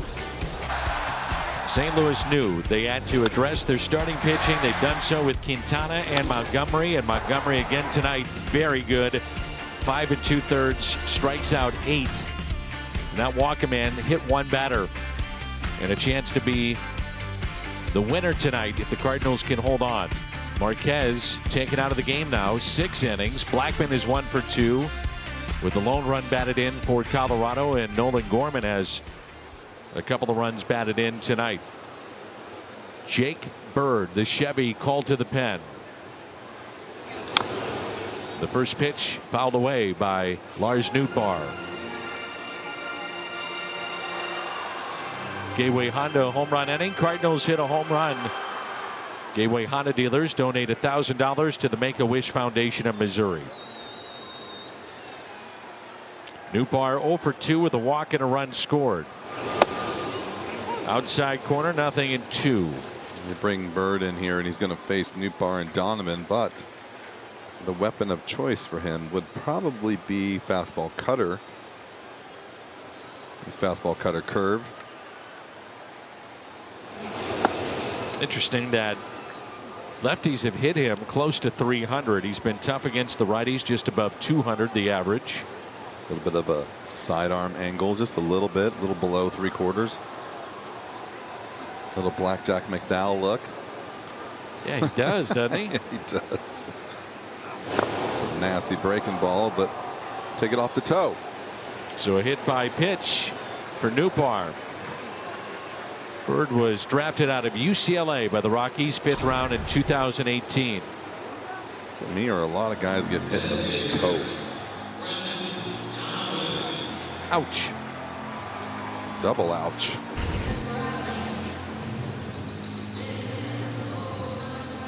Giovanni Gallegos throwing for St. Louis in the bullpen. Donovan a couple of hits. Infield hit back in the first. Grounded out to second in the third, and a base hit. Run scored in the 5th. Nootbaar, your runner at first base, with the Cardinals up by a pair. Fastball in for a strike.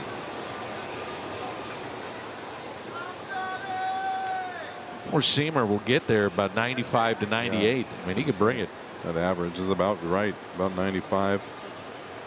Cutter's 91. He hasn't really thrown one yet. He's been using that curveball. He'll throw a change once in a while to the lefties, but that's it. Not very often. The 0-1 inside. Section 151. Folks enjoying Cardinal baseball tonight here at Busch Stadium.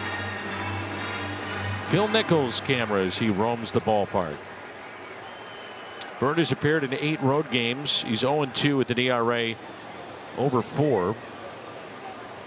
23rd appearance, pitched 4 days ago against Arizona. Runner goes, slicing, and the catch is made by Connor Joe. And back to first goes Lars Nootbaar.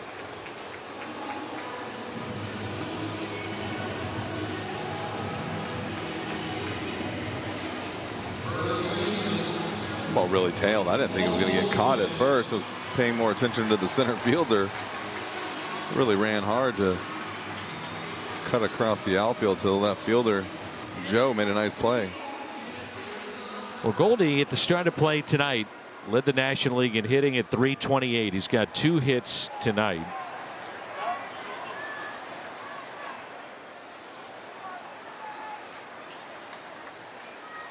I think the Rockies were questioning as to whether or not Nootbaar retouched at second base. Wouldn't matter. I don't think he ever made it to second. He didn't pass it. I think he actually stepped on it and pushed back off of it, but was watching that closely too.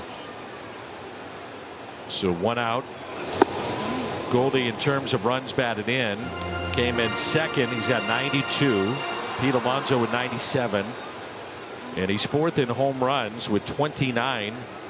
5 back of Kyle Schwarber, who's been in and out of the lineup for the Phillies.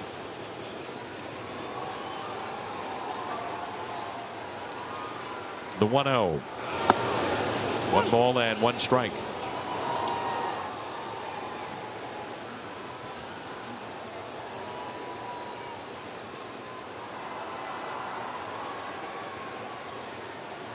Marquez went 6 innings, the starter for the Rockies. 3 runs, 7 hits, 4 strikeouts, walked 3. The 1-1. 1-2. That's that cutter right there, I think. It's kind of like a little bit of a slider, but harder. The last 21 games, Goldschmidt 10 home runs. He has scored 18 runs. He's driven in 25. And a check on Newbar. Last night, third highest home run hit. StatCast powered by Google Cloud. Wow, that's way up there. Way up there. Well, you were here, Jimmy. It was way up. I didn't realize it was going to be 160 something up in the air like that. Jimmy, remember it was really hit high? Yeah, I remember. It was a prodigious blast. StatCast numbers. A what blast? Prodigious. Oh, yes. It was a high fly ball. You got it.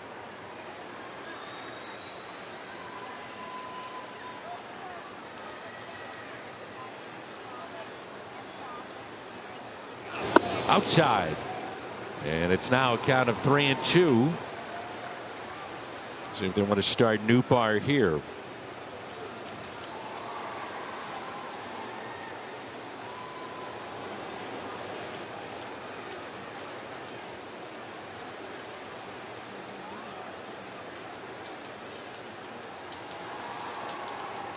Three-two coming up.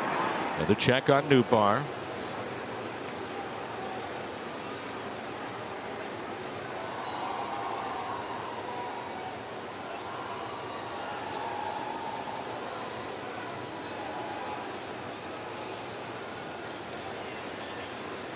And the 3-2 pitch. Runner goes. Take it for a ball. Runners at first and second. And Arenado coming up.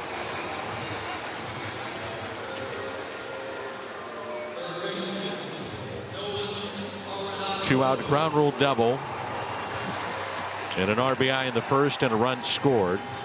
He's also fly to center and lined out to third. Cardinals receiving their fourth walk.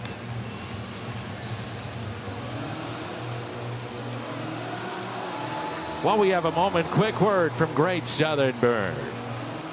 Great ideas require great financial support. We understand the impact of an open floor plan and will work with you to bring your vision within reach. Great support, Great Southern Bank.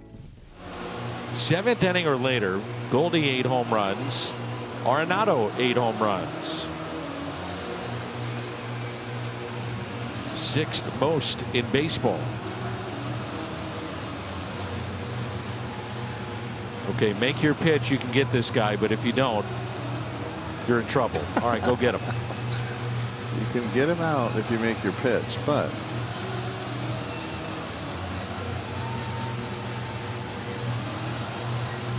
since the break, slugging percentage 1-2 in the National League. Goldie, then Arenado.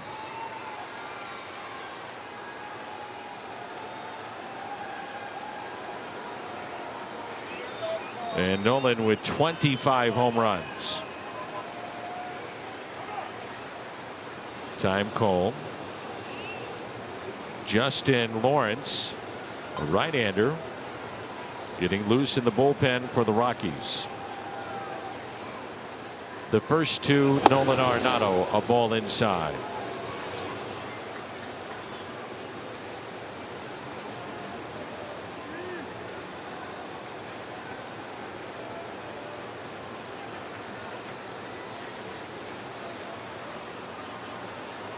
And the 1-0. Arenado diving stop at third and one a play. Ryan McMahon as he robs Nolan Arenado. So Nolan twice has lined out to the third baseman McMahon.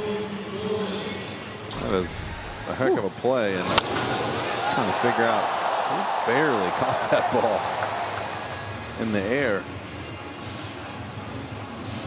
Wow. Tough play right there, a sinking liner. And now Nolan Gorman, who has a couple of runs batted in tonight. That's the thing. If you're Bud Black, you're saying, well, we could bring the lefty in, then the Cardinals counter with Albert Pujols. So pick your poison. A couple of power hitters, different stages of their careers. I think I'm going to stay where I'm at right here. I would agree.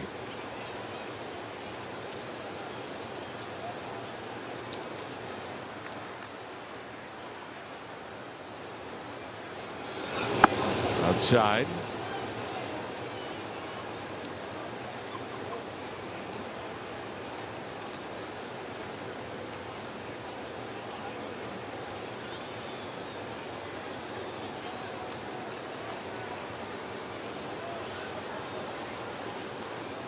And the 1-1 pitch. Fastball and a strike. A little funky angle, and you think maybe it's going to run more than it does, and then when it's up, it stays a little bit flat and jumps on you. When it's down, it does tail a little bit. You just have to pick your poison. You got to either look for one up or one down and stay with that program. Out to right and a base hit.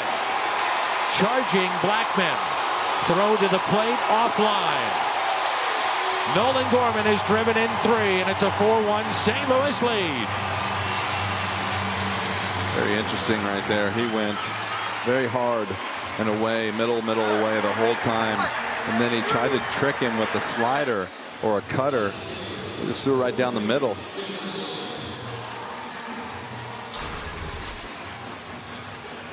See what we got here. Just a little spinner. Just stayed right there.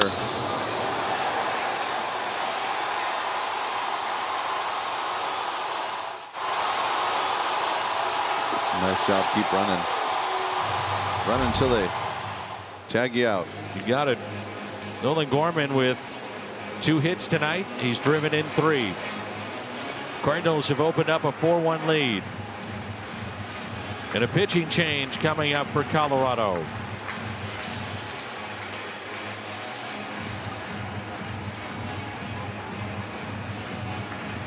For the 7th.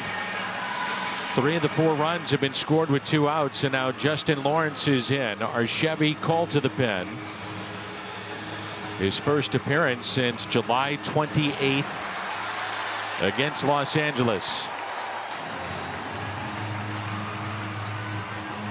And the batter will be Corey Dickerson, who is 1 for 3 tonight.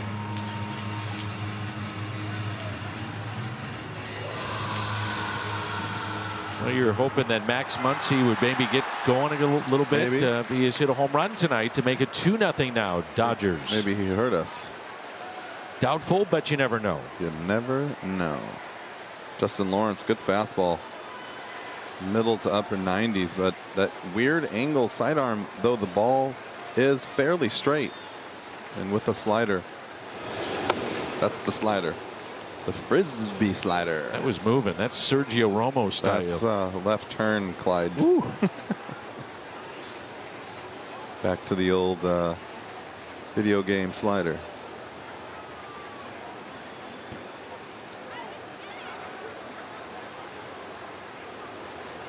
Gorman out there with Goldie at 2nd and 3rd. Another one, and it's 0-2.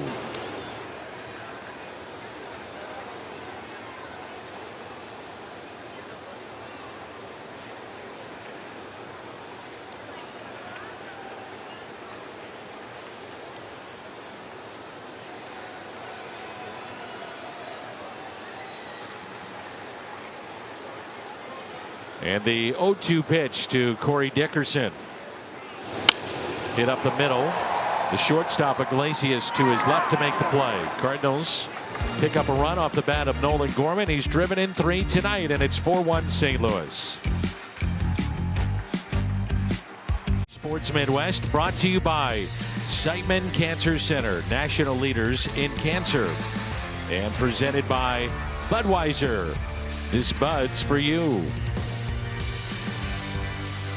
Andre Palante came in with 2 outs in the 6th and a runner at 3rd and got Iglesias. He had a 1-2-3 7th, and here he is in the 8th. Tommy Edman at 2nd. Tyler O'Neill takes over in left.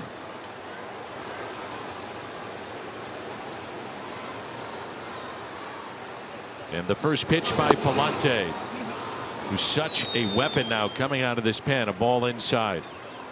You have a guy that can give you multiple innings like this in tight games. What a weapon. That's what the Cardinals have right now. A weapon. The 1-0 pitch. A strike, 1-1.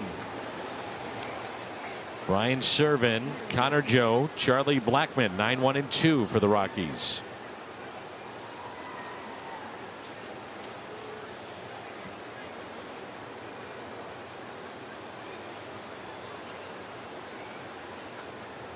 The starter tonight, Montgomery, 5 2/3.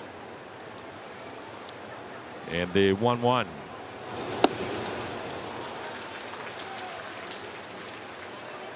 One and two the count.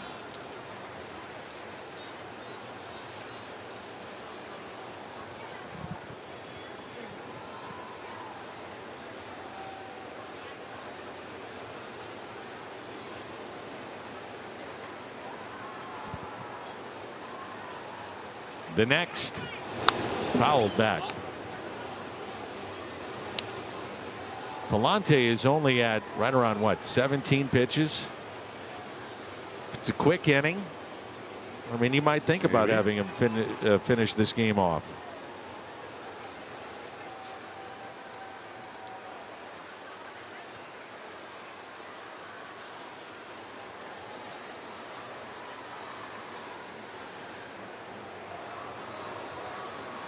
And the 1-2 pitch. 2-2.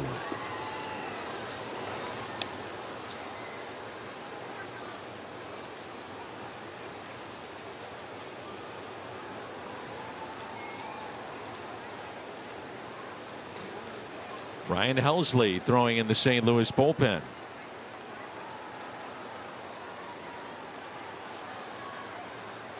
And the 2-2 pitch by Palante. Rounded foul.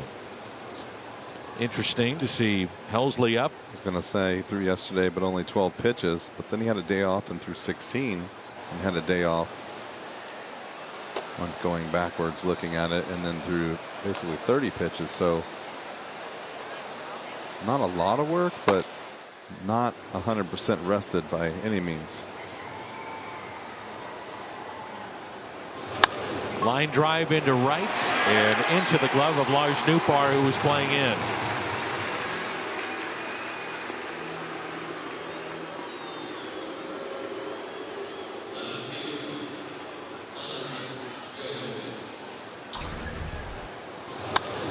It's a good job right here. You don't need to be that deep with the right-handers, especially with a 4-1 lead. Take away the hits. He's going to throw one down the middle and he's going to scorch one over your head. You're probably not going to catch it anyways. Chances of that happening in the right field are not very high. And one out, top of the lineup, curveball, watch out. Connor Joe is 0 for 3, pair of strikeouts, grounded out to short. A couple of innings ago, between innings, David Freese announced here at the crowd, to the crowd. He is not down there anymore, though. He is long gone. Down in the green seats. He was sitting in Nelly's seat, so to speak. Actually, I think they were Brad's. Oh, yes, Brad Thompson. Yeah, he's been so kind. Forgot about that. He has been loaning them out. 8 seats every night for Brad. Freese is landing out in center. Well, he definitely wasn't sitting in his landing. No. There's a lot of room out there for him to lay down if he wanted to. You're right, though. Brad Thompson has been very gracious with his seats. Amazing. Crowd tonight, 38,033, 38033.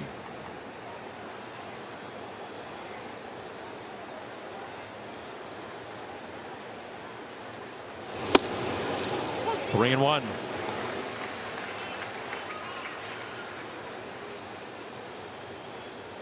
Brad is always looking to help.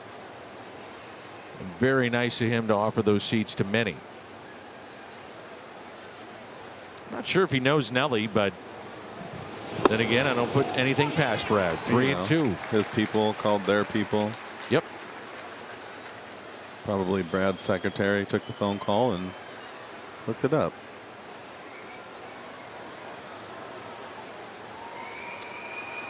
The 3-2 pitch with one out and nobody on. Comes back to strike him out. Didn't swing the bat. Those are heaters right down the middle, too. Second strikeout for Palante. Right on the middle.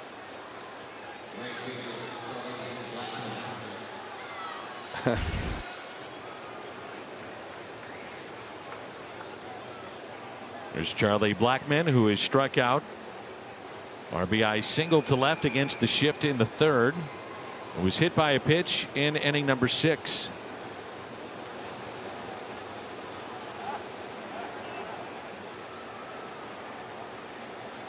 So 2 outs and nobody on, and the first pitch is a ground ball taken by Tommy Edman. Great work by Palante. 7 up, 7 down. 4-1 St. Louis. Rolls in, and it's pulled to Young. Andrew Kisner and Dylan Carlson with the Cardinals trying to make it 2 wins in a row and win another series. 2 wins in a row over Colorado and 3 overall. I mean, I know you were paying attention, but did you see what just happened to close out that last inning? Connor Joe took 3 fastballs right down the middle in a row. I don't quite understand that. Well, especially on the 3-2. Well, wait, what about 3-1? They're all 3 in the same spot too. It wasn't like one was up, down, and outside. Like, they were all center cut, bottom of the zone a little bit, but above the knees.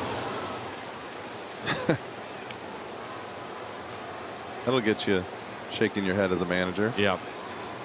Even if you're a pitcher's manager. A ball and a strike on to Young. Hitless tonight.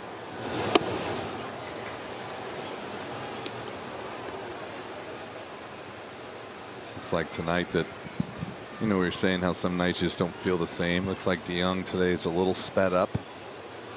He's like going forward a little bit, going at the ball.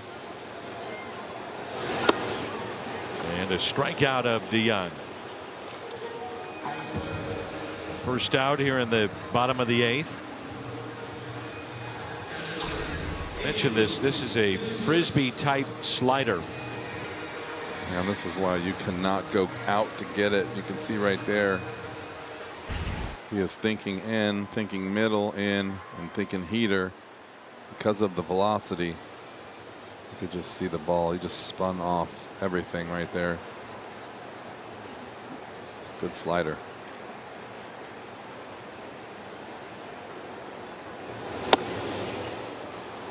There's Andrew Kisner. That's what he was thinking. Palante, by the way, 26 pitches. So we'll see if Helsley gets back up. It wasn't like he was in a rush to get hot. He was just kind of playing catch out there. And the 1-0 pitch to Kisner. Wow. 2 balls and no strikes.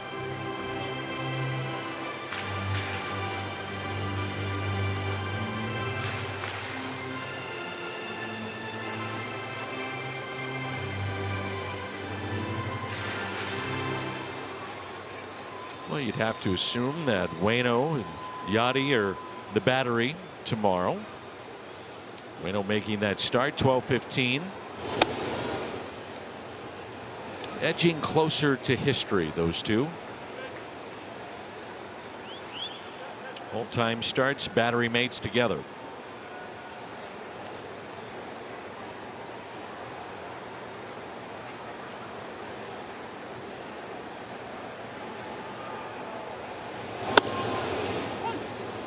Wainwright, by the way, in his career, 1.48 the ERA against Colorado. That's the 3rd best against any single opponent, with 11 starts or more against that team. 1.48. 3-1. And that'll be a walk. Cardinals have received 5 walks tonight.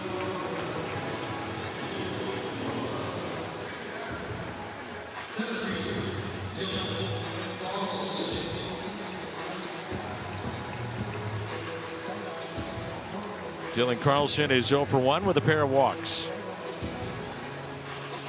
Well, Helsley is throwing. I cannot see him not coming into this game. You're going to get him up.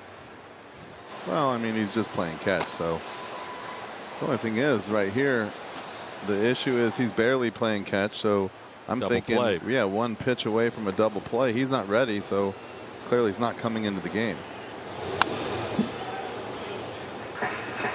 I'd look at it this way. If he gets up and even just puts a little bit on it, he's coming in the game, and now he's starting to throw. Yeah, I think he was throwing a little bit more before.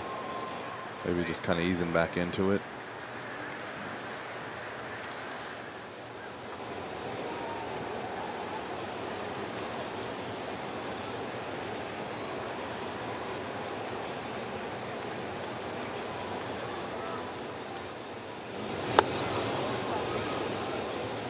One ball and one strike.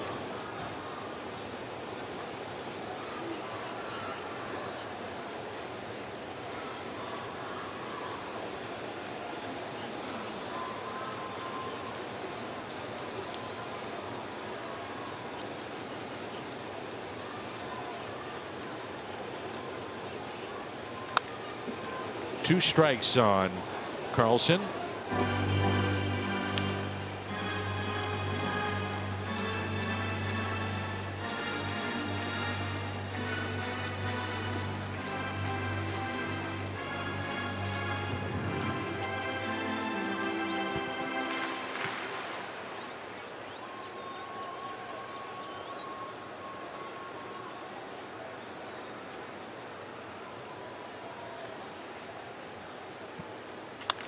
Hit the other way. Iglesias, nice play to get the lead man. Always known for his glove, and nifty play right there. Yeah, it was a good play. They had a little shift going. A nice job to get one for sure. Wow, that was quick. Look at the hands right here. It's not in the glove very long. Nice play.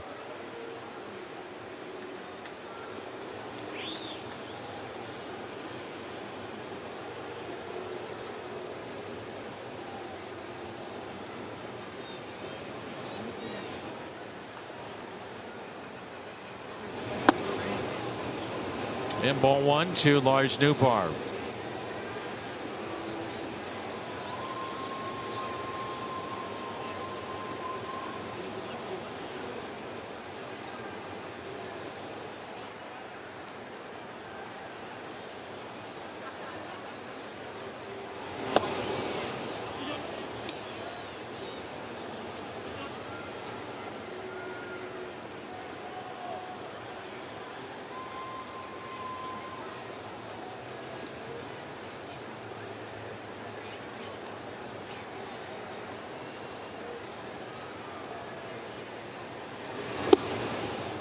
Inside corner, and it's 2-1. Rockies will have 3, 4, and 5 coming up. Pretty good pitch right there. That's throwing it at you and having it come back at 96.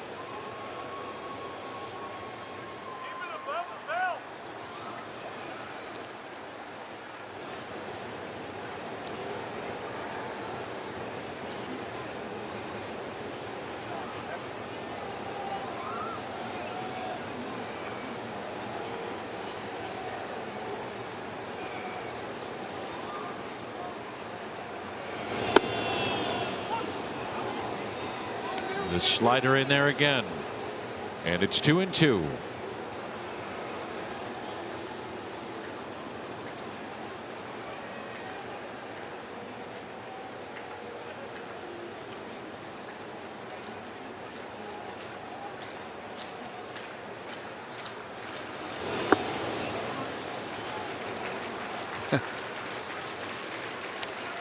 I like that when everyone just stops. Like he's going to call it a couple seconds later. Pretty good pitch right there at the bottom of the zone, but let's see if Newt gets into one here. It's the kind of time with a guy that throws like this, one of these sliders, maybe he just spins. Yep. The problem with that is the velocity of the fastball has you just out in front enough of the slider. Just hoping you're thinking fastball and he throws one that just stays up. The 3-2 pitch. Missed on the outside corner. Couple of walks in the inning. Cardinals have received 6 in the game. I just don't understand that.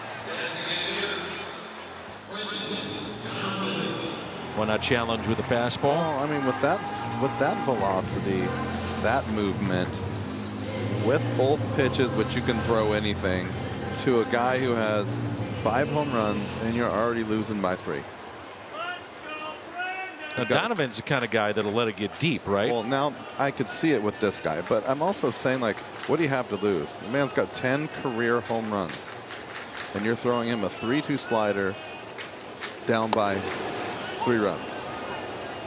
Just throw a good sinker, let it run, do your job, let him hit it on the ground, let him roll over. I mean, if he fights it off and you give up a bloop single, that is 10 times better than a walk. And the 0-1 pitch. Donovan hits it the other way, just like we thought. Facing the wrong guy now. Yep. A run will score. Uh-oh. Get back. Uh-oh. Oh, get back.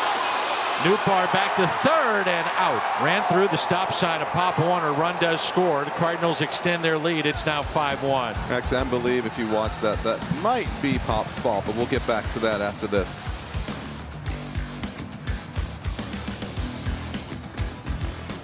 Third base coach is to wave them, and your job as a runner is to run hard the whole time. So right here, Pop's thinking everything's going to work out. He gets a little fumble here, so he tries to read it, and then he goes, uh-oh, stop. Well, once you turn on the speed around that corner, you take your eyes off of the third base coach. As soon as you see the one wave, you take your eyes off the third base coach and you run hard from there on out. Luckily, he saw him try to hold him up, but that's just a tough situation, and I think that's why Pop walked over there, ran right to him, and said, hey, my bad. Yeah. But that is okay. That is going to happen. Nootbaar did a nice job. He hustled. Pop decided at the last second, uh-oh, it was just barely too late. But that's going to happen. That's being aggressive, and Ron Warner did a nice job. It was just one fraction too late for Nootbaar to be able to pull it back. Pop's been really good. Oh, he's been really good. But here's the other problem too. When you're coming around third of all places, you're going dirt to grass. It's just really hard to stop. And you know, as a player, you're going to slide at some point. And so the brakes just don't work that good in some of these cleats. It happens. Yep. But I think it's great all the way around. You're trying hard to score that run, and that ball just kicked right out. He made a nice play in left field, and you try to hold up if you can.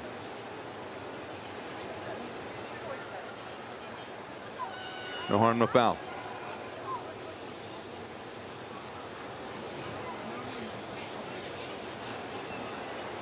So Gallegos is in for the top of the 9th.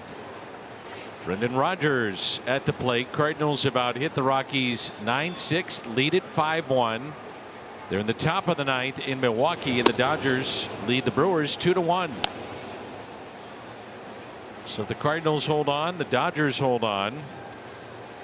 St. Louis will have opened up a 3-game lead in the Central.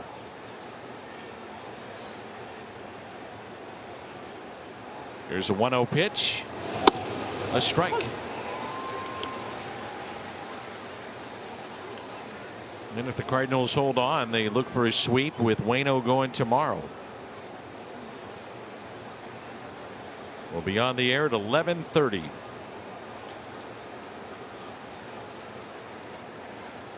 And the 1-1 pitch upstairs to Rodgers.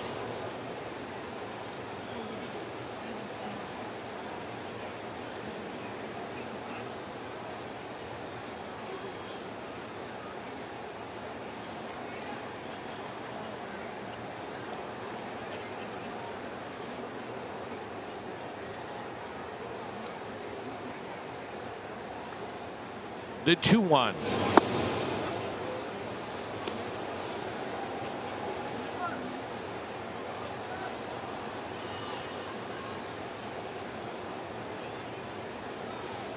Take a look at some of the guys on the defense already. You're in a 5-1 game. You just threw a 2-1 slider for a ball. Look at your defense. Kind of like, dare I say, he was scratching his head. Popped up and out of play.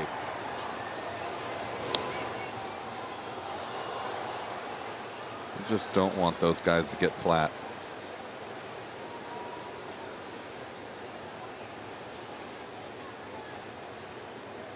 Well, at least Tommy's smiling. He's got his umpire out there where he normally plays.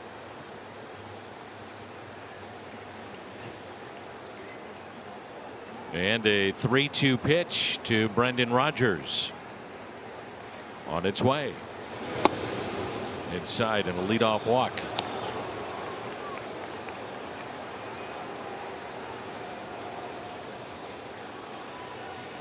Well, the Cardinals in this game had 5 2/3 out of Montgomery, gave up a run on 6 hits, 8 strikeouts. Palante got the final out in the 6th. And then went 1, 2, 3 in both the 7th and the 8th. 2 1/3 from Andre Palante with 2 strikeouts mixed in. No walks. Leadoff walk by Giovanni Gallegos. And the batter is C.J. Cron.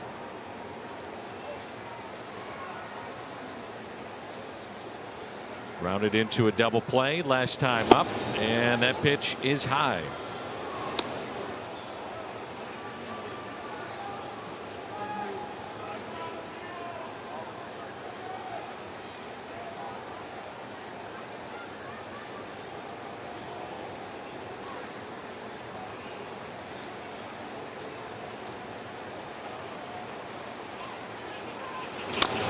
And a grounder foul. 1 ball and 1 strike.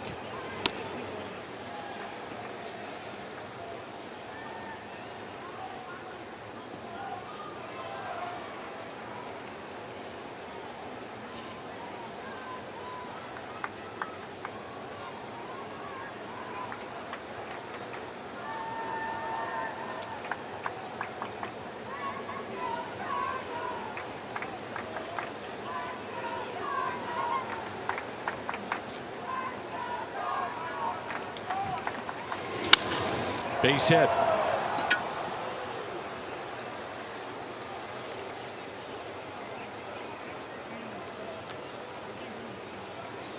The Budweiser plays of the game. Andre Palante, 2 1/3. Saw 7 batters, sent them down in our Budweiser plays of the game. Tell you what, you can almost give him Budweiser player of the game with Montgomery, because what he did to come in right after him was incredible. Like you said, lights out. I mean, that's when you need it the most. You know, you have a, say, 2-run lead right there. You need it. You need a shutdown, and you need to stay with it. And then you see the Cardinals end up scoring a run and then another run.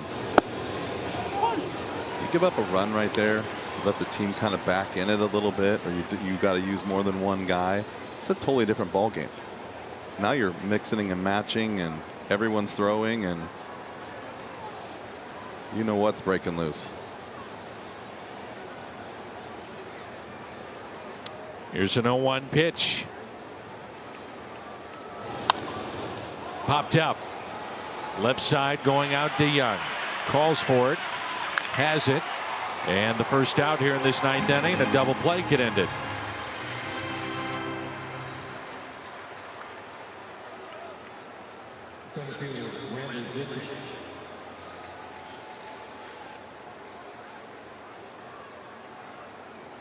Now the batter is Randall Grichuk. Was called out on strikes. Grounded back to the pitcher. Grounded to second.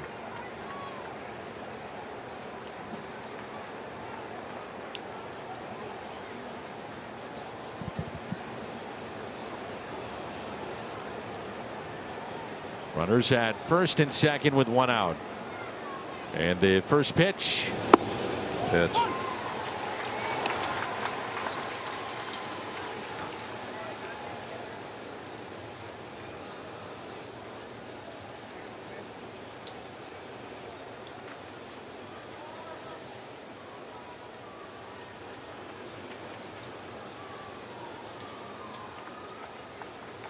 The 0-1.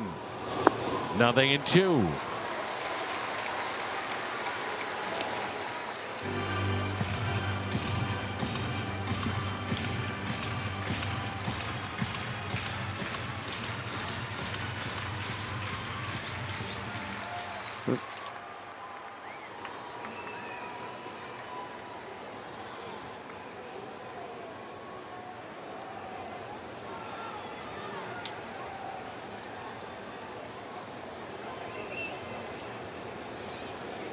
The 0-2 in the dirt.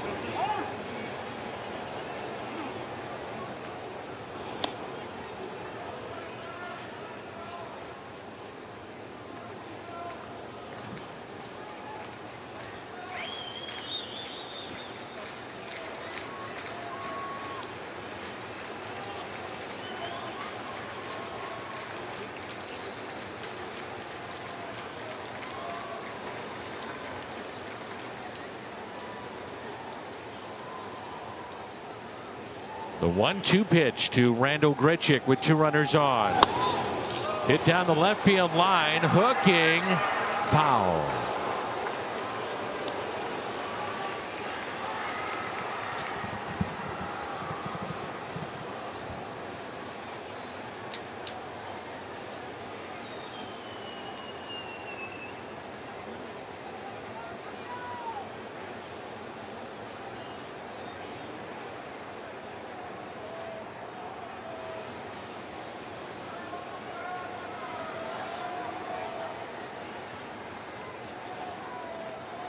And the next pitch coming to Randall Grichuk at some point tonight. Not sure what they want to do here. I'm going to say fastball up, but I thought maybe, Foul back. You know, he does have those quick hands, so you got to be careful. Always had those, didn't he? Yep. Here in St. Louis. Continued with the Blue Jays and now here with Colorado.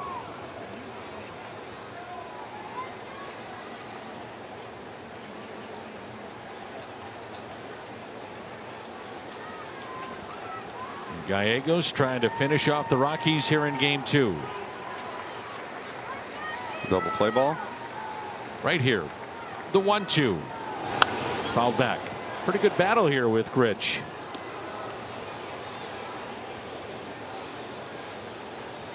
You have to finish him, slider away and down. That was the pitch in St. Louis. You can get him to chase a lot. He's made the adjustment to hold up. Not swing as much at the slider, but you still have him in a situation where he wants to be aggressive and he wants to keep this inning going, so you can probably get him to chase. And the 1-2 again by Gallegos. Ground ball left side. Out there, a turn, and got him. It's a double play. The Cardinals win it 5-1, and it ends on a double play.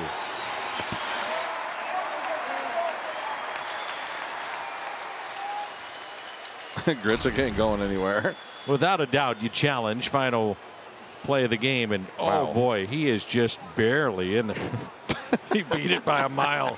I thought the first time around, I thought when you said it was over, I was like, no, not yet. Hang on.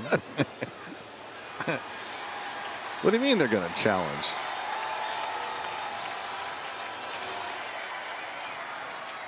He doesn't need the mic on. Just call him safe and let's move on. Come on, let's go.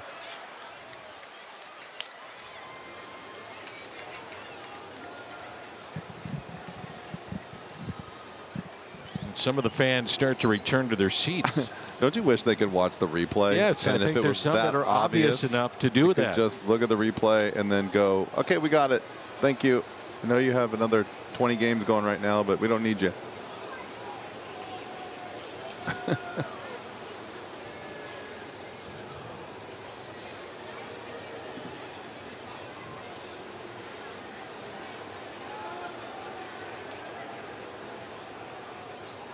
Now the call.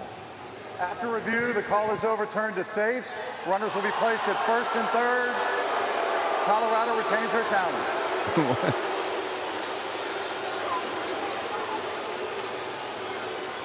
People are booing here, and then rightfully so. They want to see a win, but they must have not shown the highlight or the replay up there on the big screen.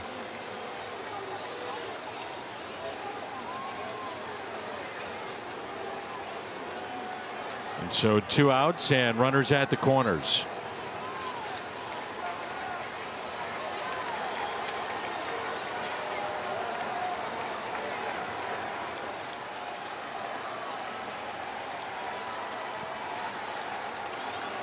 Shift on the right side. Ryan McMahon, the final hope for the Rockies. First pitch, a strike. Grichuk will take second.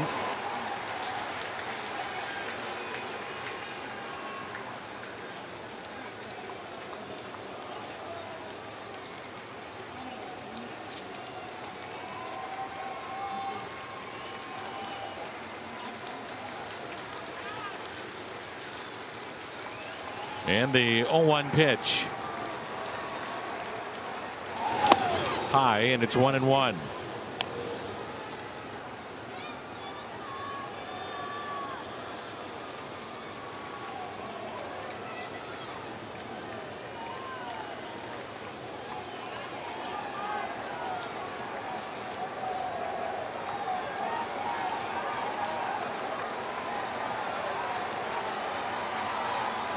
And the 1-1 pitch to McMahon.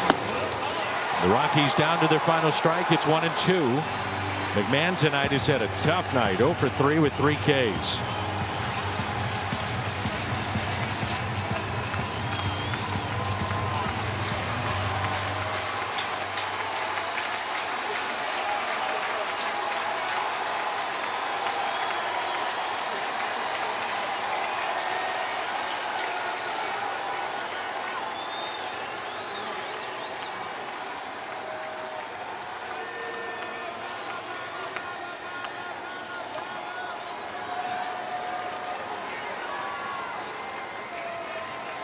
The 1-2. Swing and a miss. Ball game comes to a close. Gallegos ends it with a strikeout. Cardinals take game 2 by the final of 5-1 and will look for a sweep behind Waino tomorrow. Yeah, I said it though earlier. I think the players of the game are Montgomery and Palante. Nice job. Montgomery 5 2/3, 6 hits, only a run. Palante 2 1/3, nothing but 2 strikeouts. Donovan with 3 hits. Pretty good win. Pretty good team win right there. So the Cardinals pick up the victory, and it is victory number 65 on the year. They're 65 and 51. And Waino going tomorrow to close out the homestand of the potential of a sweep. Post-game show comes your way next.